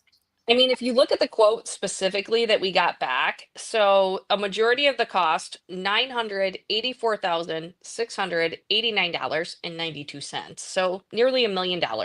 It's labor cost. It's cost of employees. They said in what we asked for. So again, we asked for chats and then we asked for electronic emails between certain members. They came back that there was 440,000 pages of documents that would fall underneath our FOIA request. And I'm sure they're going to have somebody Xerox them off. Correct. And so they believe that it would take an employee 11,000 hours to go through and redact information that they believe is eligible to be redacted. So even if we decided, okay, we'll go ahead and pay your $1 million FOIA cost, how long would it take the employee? 11,000, what, am I going to get the information back in 2028? Once she's well out of office, probably. And so, yes, she's hiding behind the labor cost of what it would take to have somebody go through these. You cannot tell me in the age of technology. First off, it's a keyword search. All of these emails, all of these chats, they're logged. It's keyword searches. Secondly, there is now AI technology and there's other technology that can be used to review for keywords that could be redacted. When you're talking about emails back and forth between the commissioners or chat logs, I'm not sure but there's been a number of lawsuits. So off the top of my head, I can't think of information that would be eligible to be redacted in the emails that they just shouldn't have to give. And so that's what she does time and time again. Anytime a FOIA is issued, you can look at other people that have issued, that have asked for FOIAs. Go back to when Jocelyn Benson got elected in 2020. And her outside, nonprofit corporate account was caught not only coordinating with her, but spent $2.4 million on what they defined as issue ads, but ended up being direct elect ads because they advertised that she was a candidate for governor. Benson barely fined them. It was like 6 cents on the dollar, where historically every group that has violated that statute was fined dollar per dollar of whatever they had spent mismanaged. So they should have been fined 2.4 million, and she fined them 6 cents on the dollar. It was like $13,000. And there were a number of FOIA requests that were filed related to the investigation and the settlement in that. And Benson withheld a significant number of records that were supposed to be released through FOIA. And the organization that had filed the FOIA ended up suing Benson, and both the Court of Claims and then Benson appealed it to the Court of Appeals, ruled that she unjustifiably redacted and withheld documents, hundreds of pages of documents that she should have released under the FOIA. But what did that take, right? It took money to go to court. It took somebody who was willing to go to court. And as you know from going through this, I was just having this conversation with somebody else today. Every single step that you take costs money. It costs money to file the FOIA request. I mean, the FOIA request is free to file, but you have to pay to get the records. They're not going to give you the records for free. Whether you're a parent who's advocating before a school board, you're looking at what Benson has done, you're FOIAing DHHS or the DNR, they're going to charge you for records. And the number one trick that they use is to make the FOIA fees exorbitantly high where they don't think you're going to pay for them. So then they get to just kind of toss their hands up and be like, well, it wasn't on us. We told them they could get the records. But what they're not telling you is that they're charging an obscene amount to give those records out because they don't want them out there. And so this is a common trick that they use. Benson's used it for years. And then, let's say you do decide to pay, and then you realize there should be more records here. Like there was too much redacted. The story doesn't add up. You have to file a lawsuit. That takes an attorney. That takes money. And time. And time. And at the same exact time, you have Benson and you have Nestle, who are using state resources and our tax dollars to fight against us to keep these documents hidden from public record. And they're doing it time and time and time and time again. It's absolutely amazing how these people are so bold in not allowing the public to see information that we should have access to, while at the same exact time standing in front of the microphone bragging about how transparent they are. So it drives me, and it's all lies. it drives me nuts. I mean, I saw the media this weekend start harping on, Matt Hall and the House Republicans, and like him or not, or set aside your personal feelings. The media is now blaming the House Republicans because, of FOIA, and they're running cover for Gretchen Whitmer. And I'm like, listen, you're missing the main point. The woman literally ran on saying she was going to be the most transparent governor in the history of Michigan, and she had this whole sunshine plan. She doesn't have to have a law to force her office to be transparent. All she has to do is stroke the same pen that she stroked during COVID to let seniors die in nursing homes alone, and force kids out of school, and force people to wear masks, and grocery stores to shut us out of the seed aisle. She could do the same exact thing today, no questions asked, and say, I'm going to subject my office to FOIA. Every email from today moving forward is going to be open to the public. All you have to do is ask for it. She has the ability to do that. That would be today. legal. That would be legal, whereas the stuff she did during COVID was illegal. Correct. And it was unconstitutional. So she Correct. only has the jurisdiction to run the executive branch and to talk through executive orders to her employees and how it runs. Correct. But she has no jurisdiction over the people. That's a no. Absolutely. And so she wanted to use the pen to stroke, unconstitutional, illegal orders, shutting Michigan down. But when it comes to transparency, she just wants to kind of shrug it off. And then she has her little minions in the media blame somebody else. And no. She could do this today. Jocelyn Benson could release records today related to a significant number of things about the election, related to a significant number of things about the Independent Redistricting Commission. Not only does she choose not to, she intentionally manipulates the current system to hide behind it because she thinks she can. She's gotten away with it. Why wouldn't she think this, right? For 6 years now, she's gotten away with everything that she's wanted to do. And she's running for a higher office. So to her, she's kind of invincible. Who's she being backed by? Because I've got some ideas of a lot of these people and who they're being backed by, but who is actually backing her and bankrolling her? I mean, Benson has been able to grow a network of some national donors that really care about election administration.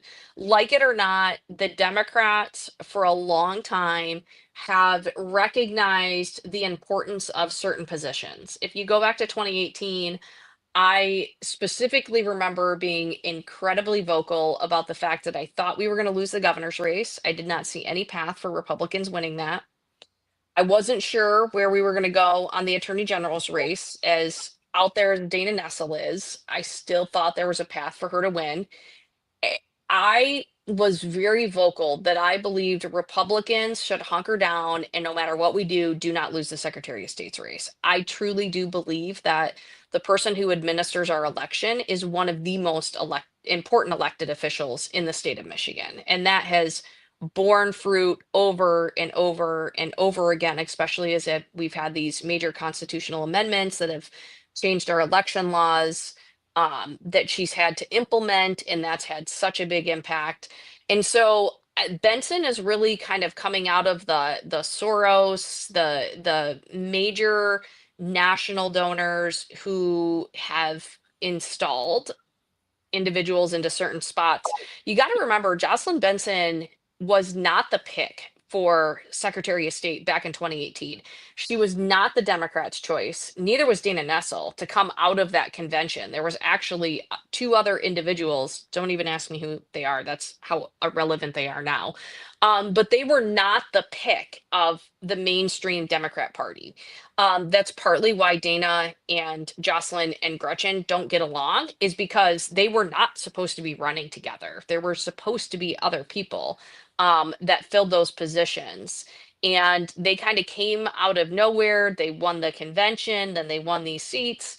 Since then, Jocelyn Benson is, I'll phrase it in this way so I'm not liable. Jocelyn Benson is very close to a man named Stephen Ross, who has significant amounts of money, and who will likely help on, with major donors and be a significant funder to her campaign. Well, what's really sad is that Ron Weiser was contributing too through U of M. So I mean, all these people are tied in together. It's I believe that there's a uniparty here, and they're all tied in together.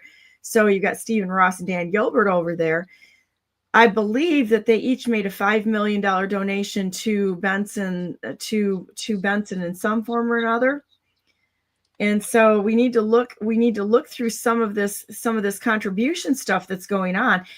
And at the same time, let's look at DeVos, who put $59 million into the race, at the same time having secret meetings and starting Republicans for Whitmer.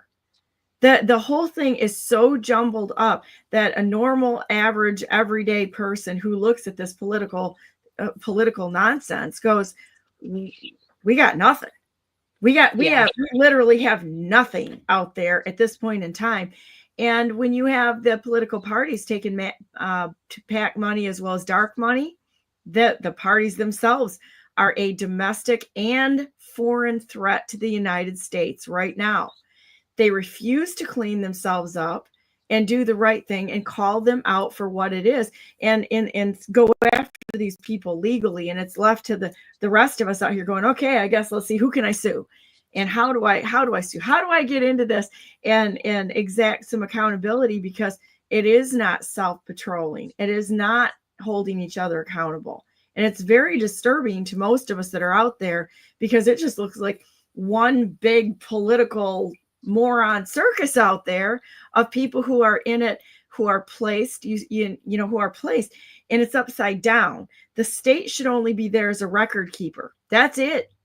They should be record keeping, but the power needs to come from the people, and the closer to the people we are, the better off we are. The whole thing is out of whack. I'm really hoping that this roll that's happening federal is going to go through Michigan, and when it goes through Michigan, the shit's going to hit the fan, because there's so much criminality that's going on from top to bottom that I think people are going to be literally shocked that these people they've been shaking hands with for years have been taking all this money and they're involved in it.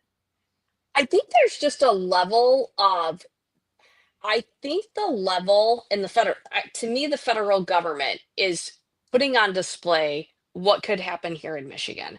I talk to some people and they're like, what do you think about what Trump's doing? And I'm like, well, I kind of elected him to cause chaos and mayhem, frankly. Like, that's the only way. As somebody who has worked on the inside, as somebody who has been in the legislature, I made a post about this the other day, and I'm a conservative and I'm a Republican, but my party has we've taken a lot of wrong turns, and we are, especially when it comes to fiscal issues, I genuinely believe that we are as responsible for the out of control spending on both the state and federal level as the Democrats are.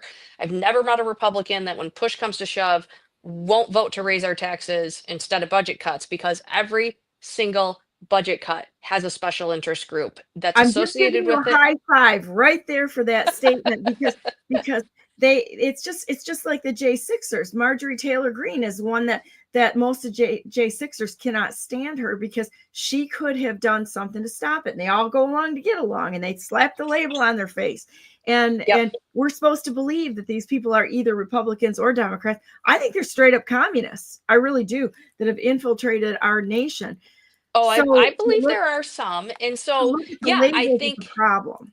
Yes. And so, you look at what's happening and you look at the accountability that Trump and Musk are bringing to the federal level, and they're shining a light on the spending. And I had somebody the other day, Saturday at my daughter's basketball game, come up to me and say, "What do you think of all this, USAID stuff? Do you really think the spending is as bad as they're telling us?" And I said, "If you want me to be honest with you, I think it's probably worse. I agree with it. It's I much think worse. it is absolutely worse than what is public. I think if the general public truly knew where their tax dollars were going, I think Americans would literally stop paying taxes for years and And they not should. like, I And think they would demand literally say, reparations. You I want to am talk about not giving the government another penny of my dollars. It is absolutely ridiculous where money has been going. So I do think it's worse. And I think there's, apart from the everyday people, like anybody watching this podcast is instantaneously 100 times more educated than the everyday American that has their lives, trying to feed their family, trying to get kids to and from school. I mean, heck, I have 2 kids, and it was hard enough for me just to respond back on a text for you to make sure that we were going to be on the same podcast on time.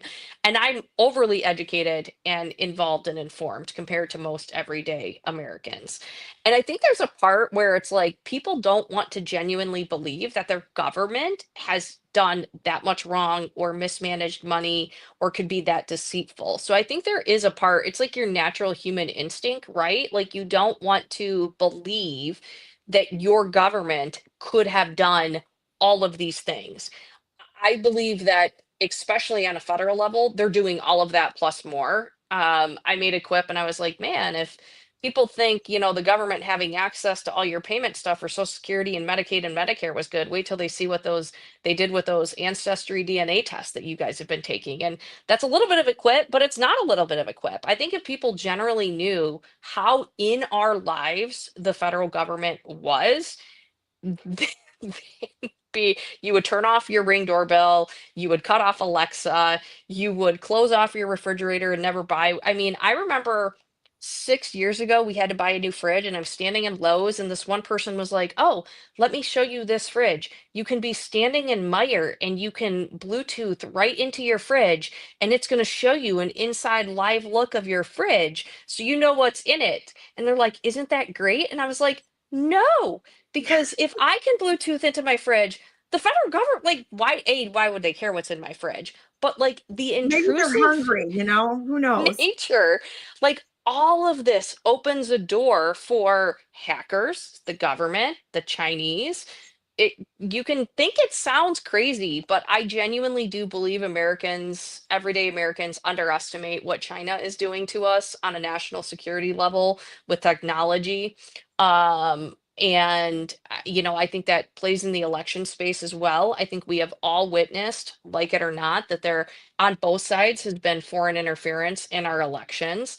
And that is a national security issue, making sure that Americans can feel comfortable going to the ballot box, that our votes are being counted accurately, they're being counted fairly, and the results, whether we like them or not, were fairly and justly done, I think is an imperative part of our representative republic moving forward.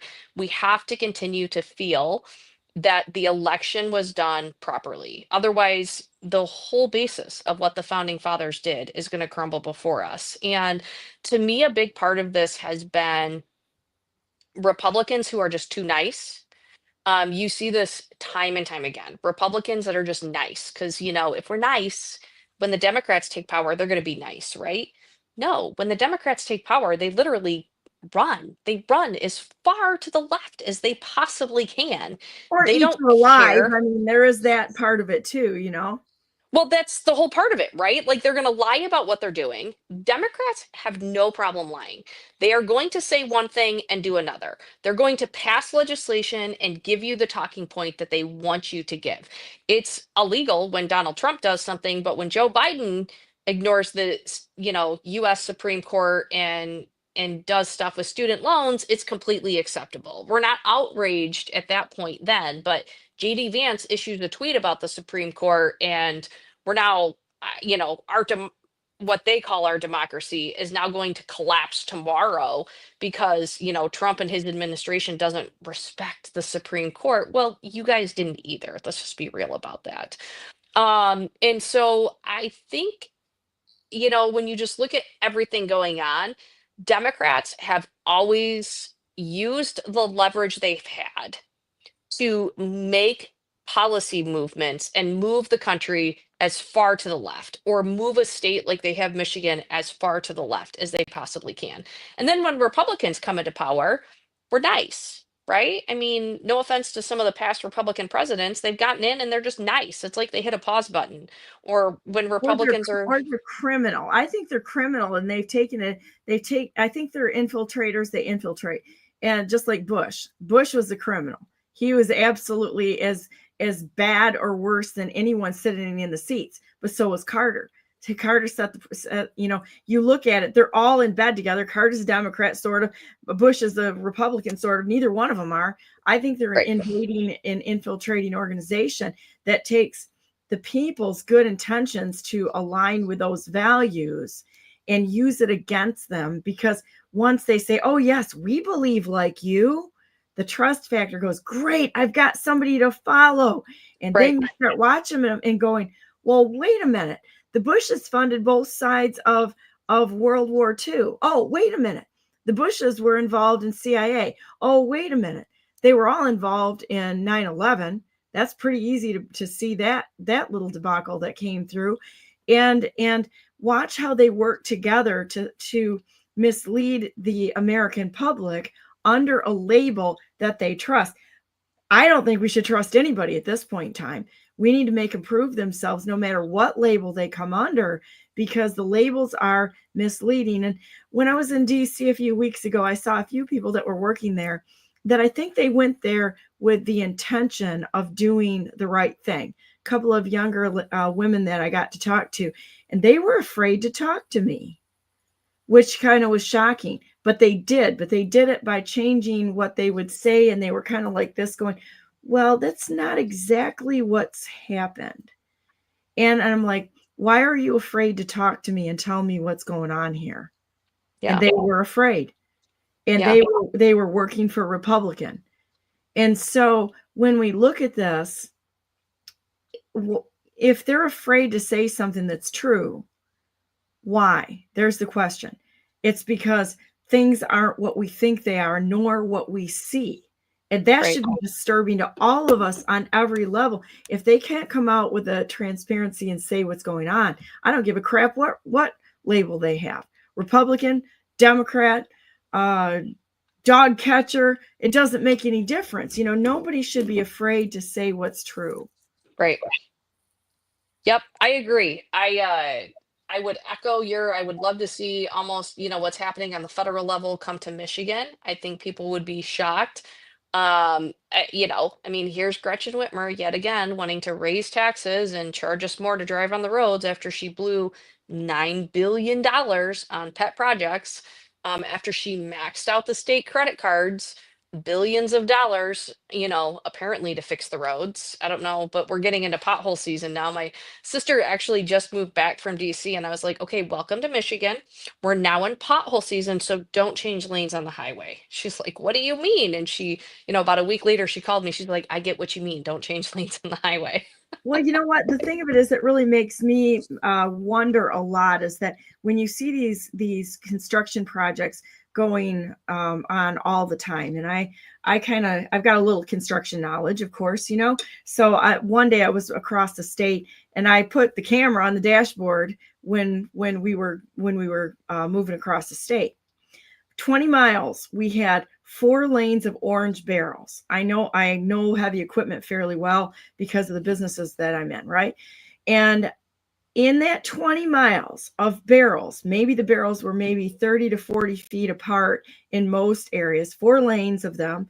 Yep. There was approximately 175, probably 175 yards total where there was construction equipment out there. And it wasn't even impressive equipment. It was like junky, crappy equipment. And I'm like, what do you guys do? Just park the equipment there to make people think you're doing something? But I want to know who has Bob's Barrel Company out there that's got the barrel contract for 20 miles. And I did look into it. And that is the joke, right? Like, Whitmer didn't fix the road. All she did was put up a bunch of barrels to make you think she fixed the road. And on the interchanges, she tear up the interchanges to inconvenience people, to get it in our mind that they're doing something when they're not. You can't look at it at face value.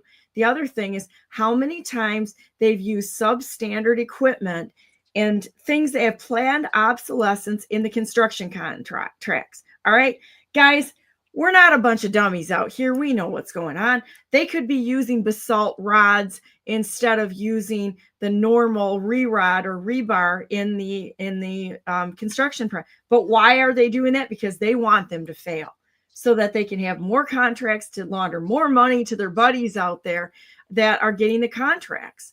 I mean, it's easy to see when you dig into it a little bit. And you hear it all the time.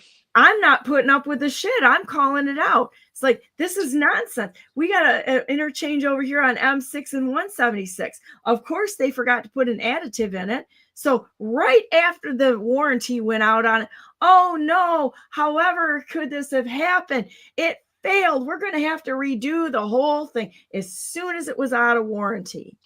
Oh, I mean, no, they forgot to put an additive in it so it would fail. There's a strip in 96 right through Livingston County between Howell and Brighton where when they redid the Latson Road interchange and they redid the section of the highway within 1 year. Like it wasn't even outside the warranty time. The road failed. And so they fixed it. And now that lane is almost utterly impassable. Like it's a new highway. I get it. We hear it all the time. I mean, you can pile up the excuses. We're a peninsula. We have the Great Lakes that freeze in our frost levels. Blah, blah, blah, blah, blah. We're not buying. So does Canada. So does Minnesota. So does Wisconsin. These states have very similar climates. Out in Montana, where they have the freeze thaw, freeze thaw, freeze thaw. We have technology and we have better ways to build the road. And we have refused to do it. And until we can buckle down and build our roads better, I don't really care how much she raises taxes. I think that's what ticks me off the most about every road plan is until we buckle down about actually building better roads, it doesn't matter how much money we continue to put into it. It's a perpetual problem. We're just fixing crappy roads and fixing them with crappy roads that are going to need refixed again. Well, it's planned obsolescence. And it's like, you ever go down the road and the roads are like that because they've got all the short pours. They've done, this has become a big deal where they cut out little short pours of 4 feet or so and they replace them. Those short pours are a moron's way of fixing the roads. It doesn't work. It's literally a Band-Aid. It is a Band-Aid that is lacking any ability to produce anything of value. It's like putting Scotch tape on a gaping wound. I mean, that's I was just about to say, it's like using gauze to get to close your artery, and you're like, it's not working. Well, no crap, it's not gonna work. It's not gonna, and you got nothing to like help, get the blood as it's bleeding. No, this is like Scotch tape. This is a Scotch tape fix right now. Exactly. And we have so many better options. I mean, when you look at some of the flexible stuff out there, I've worked with some of the flexible concrete products and such, and they're wonderful. I mean, how is it that they can keep runways up and running in Canada? Well, I know because I know the products that they use on this. Right. And it's got a 800 PSI at 1/4 of an inch. We can't pour 12 inches of concrete and have that stuff, remain viable because they don't want it to be viable. They just want to keep siphoning our 85% tax rate, which everybody's paying. I actually add them up. We're at an 85% tax rate in Michigan, and that doesn't even include, when you look at the discretionary taxes, that doesn't even include like the inflation rates. It's Yeah, I've incredible. always said if you want the American people to pay attention, take away automatic withholdings for 1 year and make people cut a check. Like, if you really wanted to wake up people in how much money their government is taking, I mean, I might ask this today on Twitter or X, how many people actually look at their pay stubs? I think you would be amazed at how many people just don't. They're paid a salary. They don't look at their pay stubs. It's just their paycheck. They know what their, net deposit is at the end of the day. I think if you generally made people cut a check every other week to the state and to the federal government for the taxes they owed that are taken out of their paycheck, people would wake up really freaking quick. That's a really great point. That is a fantastic point and a method to actually wake people up. It's a criminal organization, and I'll go back to the fact the enemy of the people is our government, and it is. And the political parties are part of the problem because they're taking the foreign money and corporations. They are not serving we the people. Well, in the founder fathers, they knew that, right? Like, they had came from a tyrannical government, and they knew that the government is the enemy of the people. It's why they wanted a small. It's why there was the battle about having a smaller federal government. It's why they vested so much power in the people. And then, unfortunately, our people's representatives over the year have defunct their power into the executive branch and into the judicial branch. And, they've really done us a disservice because the power was supposed to be with the people at the end, because all of the founding fathers knew at the end of the day, the government is the enemy at the end of it. Like, we the people have to keep the government in check because a government will always become tyrannical. They always have. History has shown us that. Evil seeps in. Do you think there's a lot of people in Michigan? Because you're the chief of staff for Lana Theis. Yes. Is that your job there? Your chief of staff? Yep. Okay. So since I'm predisposed not to trust anybody in government. That's just my mindset right there. But I'm learning to talk to everybody. It's a difficult thing for me.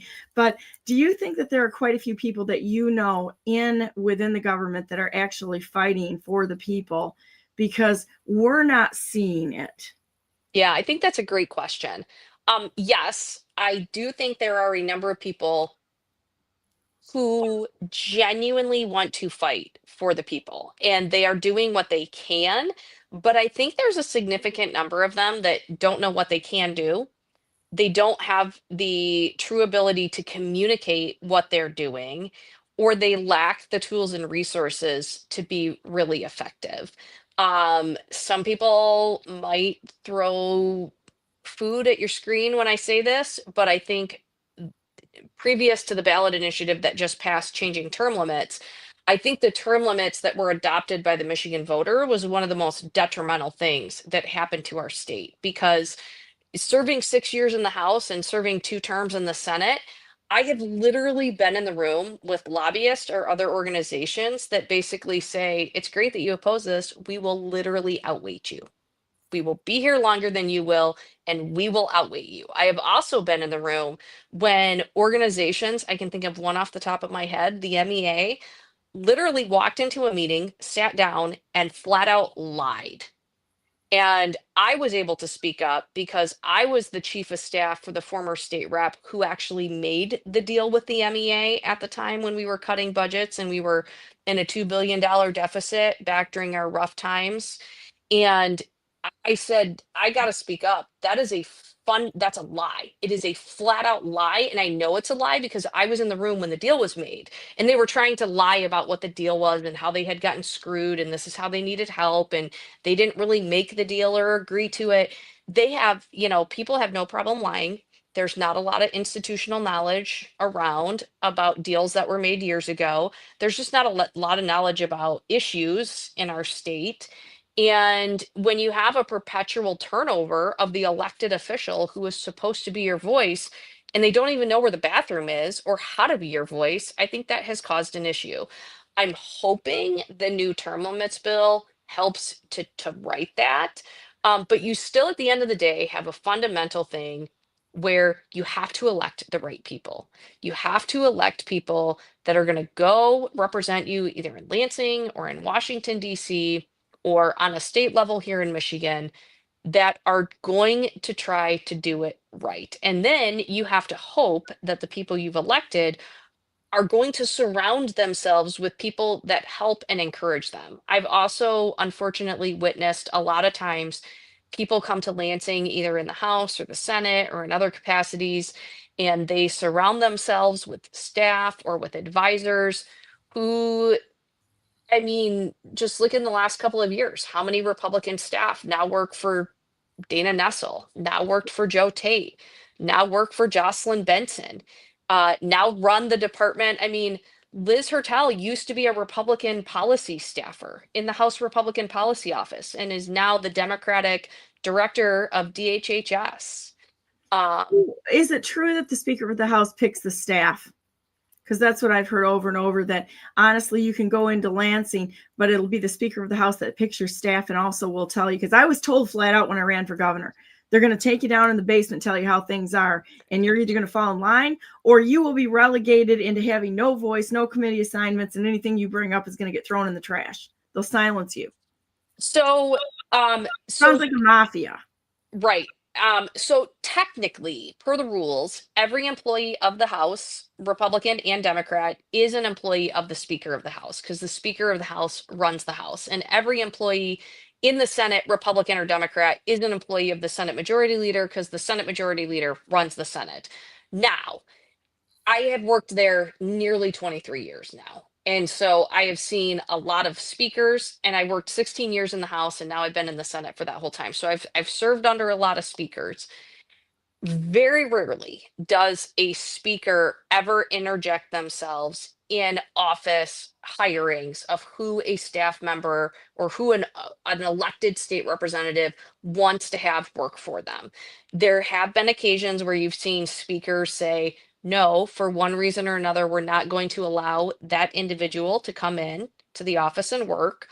What you most commonly see, to be frank with you, if a member is complaining about not being able to hire their own staff, this is not always, so don't take this as a blanket statement, but a significant amount of time, it's because that member has an issue keeping staff and they perpetually want to fire people. And so when somebody has constantly fired, then you tend to have leadership step in and say, we obviously have a problem with keeping somebody in your office, and we're going to have to be a little bit more hands-on as to when somebody comes and goes. I have never past that really witnessed. I will give Matt Hall major credit when he publicly announced that and they changed the House rules, that staff were going to be, he put it in the House rules that that member has direct supervisory hiring and firing over their office staff. So Speaker Hall took it to a next step that I've never seen happen before in Lansing. And so I've never seen any member taken. Now, again, I haven't been there the last 6 years in the House, so I can't speak to what's happened there. In the Senate, I've never seen a member not being, able to hire a staff person that they wanted to bring in and hire. So that's what I can personally attest to. Now, they do get to pick the central staff, right? Like the comms people, the policy people, those are picked by the caucus leader, either the minority or majority leader, which caucus ever they're working for. And I would argue, again, look at how many of those individuals have gone on to work for Democrats or, gone on and worked in other areas. That's a large part of it. Like, you can have a state senator and you can have a state representative, but they're only going to be as effective as they want to be, so long as they surround themselves with staff who know how to do their job as staff and believe in the same things that they do. Because if you have a staff that's working in opposition to you, like, I can't tell you how many times I've gone to work on what I would call a blatant conservative issue, and I have had a Republican staff person look at me and be like, why do we even care about that? Why does it matter? Like, what do you mean, why does it matter? Especially when you're getting into a lot of the right to life areas, you're getting into the Second Amendment areas, you're getting into constitutional rights or things like property rights. It's very important that the staff you surround yourself with has the same fundamental conservative perspective and fight that you do. Because if they don't, I mean, a member is only one person, and with the amount of work and things that they have to do, they can't single-handedly carry that load of getting something all the way through the legislative process. They have to have staff help them do that. And so I think, to me, that's probably the number one flaw. If you see a good member that had good intentions that's tripping up, oftentimes it's just because they probably should surround themselves with people, that are helping to push them in a different direction, or at least giving them better advice. I always say, at the end of the day, when I don't always agree with every vote, and all of my bosses have worked for, I'm going to make my thoughts crystal clear. But at the end of the day, they were elected and I was not. And so they get to hit the button and they have to sleep well at night, knowing with how they voted. And then I get the choice as to whether that's a decision as a staff person I can live with and stay, or I can move on and go work for somebody else at the end of the day. Well, is there anything else that you want to bring up that you've seen or that it's on your mind today? I'd love to have you back again. I enjoyed talking to you a lot. Thank you. I would love that. No, just, if people could follow me on X, that would be great, because I have more coming on Benson. I'm really going to, I joked the other day and I'm like, I want to talk about Jocelyn Benson. I just don't even know where to start because there's so much. And so I'm really going to kind of start talking about the Independent Redistricting Commission and what a catastrophe that has been for our state. I think that will be very engaging to people that aren't tapped into that area, just what an impact that's had and going to have on our state moving forward. And then, we hear it every cycle. It's such a cliche. This is the biggest election of our lives. 2026, I can't say it's the biggest election of our lives, but I can say that Michigan is the #1 battleground state in the country. Between the open top 3 seats and open US Senate seat, our Supreme Court races, what happens in 26 is going to define Michigan's future for decades. And so it is definitely one of the most important elections for our state, for the direction of our state.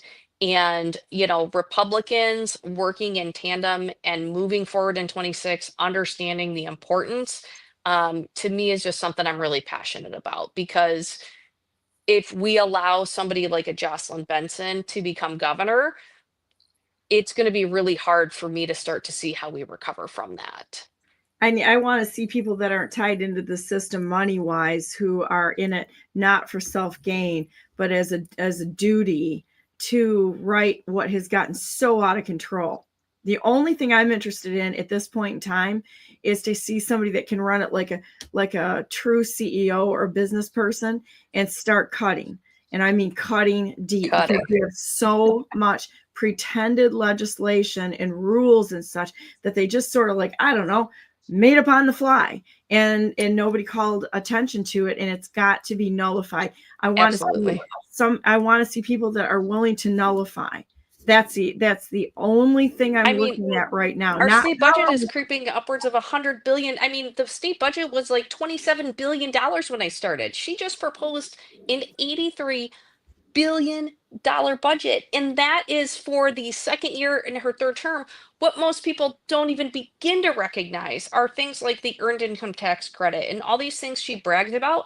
She phased them in over a 4-year time period starting last year. So this year, the first year, it only took a 20% increase or a 25% increase. And then the second year, it was up to 50%, and then the third year, 75%. It won't be until the year Whitmer is gone that a lot of these things take 100% effect on our state budget.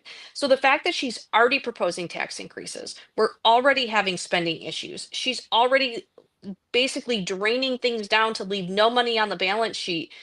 To say that Whitmer has created a catastrophic financial issue, and when she gets out, whoever wins their first year, God bless them. I mean, they are looking at a complete budget nightmare, and she's going to look back and be like, not my fault. No, it is her fault.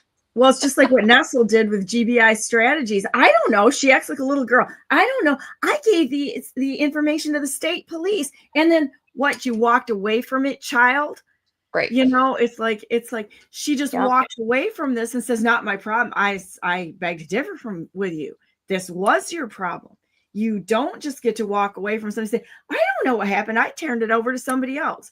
Well, isn't that part of it to follow up on this and make sure that the crimes on the election were actually brought forward and say, you know what, guys, there's so much overwhelming evidence on 22 and 20 that we're going to have to deal with this. We cannot go forward because it's going to be the same thing over and over again. Only it's going to get worse and harder to tear down because they have built such an integrated infrastructure of lies and pretended legislation that every day we let this go longer, it's getting worse and harder to right and remedy what they've done. The destruction of people, the third party murder that was going on, third party murder. There's no other way to look at it. Right. So it's like, this is a critical mass here, guys. And I'm hoping, honestly, that there's a role plan for the state of Michigan that looks an awful lot like what's going on at the federal government. Because when we figure out how much money these people have laundered to themselves, their buddies, their future outside of the American, I think everybody's going to want to have a long, hard look at it and probably be ready to throw up a little bit in their mouths and such because it's so egregious, you know. But I don't know. I still believe that the good guys are in charge and they're letting them commit the crimes. And you got to let people commit the crimes sometime to see how bad it is and how far they will push this in order to go to the next level on criminal behavior. And when they do that, more rats get dragged out into the light and more rats and more rats. And until you clean the entire colony of rats out, they're going to keep going and they're going to groom people that are younger, that don't understand what's happening, get them caught up into the system. And it's going to repeat. It's got to be a top to bottom house cleaning of every single person who has violated the law, in my opinion. Yeah. Yeah. Mm-hmm. And God bless anybody that's still left standing. That's good. So there you go. Agreed. Well, thank you so much for having me on. I appreciate the opportunity to chat. Yeah, it's great. Well, I always end this with a prayer. And so let's say a prayer minute for this nation and for each other. Dear Heavenly Father, thank you so much for John and Megan and all the good people that are willing to step forward and actually step out in front of a camera and tell what they know so that we can piece this together. I ask that you would guide and bless us every step of the way as we figure out what has happened and how things should be and the future that's laid before us. I do believe that you are guiding us and that you're showing us how to get out of this mess. We ask that you would give us the feet to walk the path that you have in front of us, that you would give us a true north here, a true direction that we walk away from as individuals. Anything that's corrupt, that we think for ourselves, that we do the right thing, even in our own lives as well as in our public life, that it's consistent, that it's trustworthy, and that it is incorruptible. Thank you so much for everything you've done for us, the day ahead of us, the opportunities that you give us on a daily basis to change the world just by an act of kindness, a smile, showing people what should be done and being the example if we don't see one or have one, that we are the example of your presence here on earth.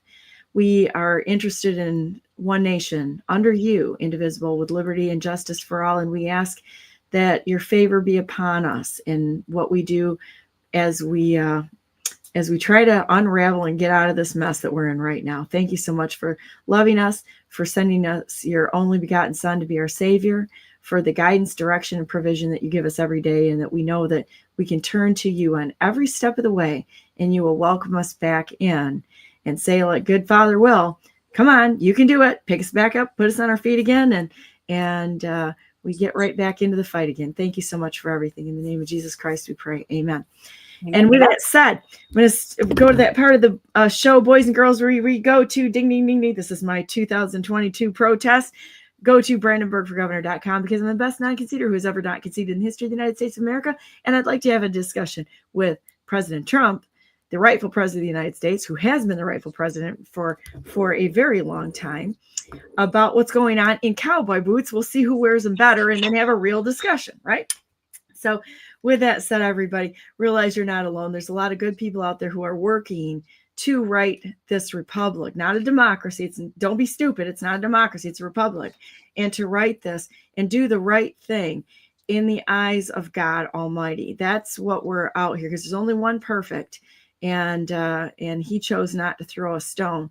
But we need to get in there and do the work, not just go to the coffees, not just show up for coffee and cookies and such. We've got to be able to do the work. So figure out what it is that God's calling you to do and do it to the best of your ability, incorruptible and unwavering. So with that said, God bless you all. God bless all those whom you love, and God bless America. Make it a great day. It's a choice. It is a choice every day to rise above what we see and to be better than that. And we can be. We can be better than that. We are better than that. We're the American mutts. We're the toughest people on the globe. We're a great country. And guess what? We're going to make this thing happen. Just the only way we lose is by stopping, and that's not going to happen. So stay on the line a minute. I'm going to end the stream, and we will not be on tomorrow, Thursday, or Friday. I'm actually going to be elsewhere working very hard to right this nation. Lots of things on the burner, lots of balls up in the air right now for Donna Brandenburg, and we're not going to stop. We're not going to stop. So I will see you next week, Monday. And I think Ryan Matt is going to be on with me Monday. So have a great week and weekend, and we'll see you Monday. Stay on the line, Megan.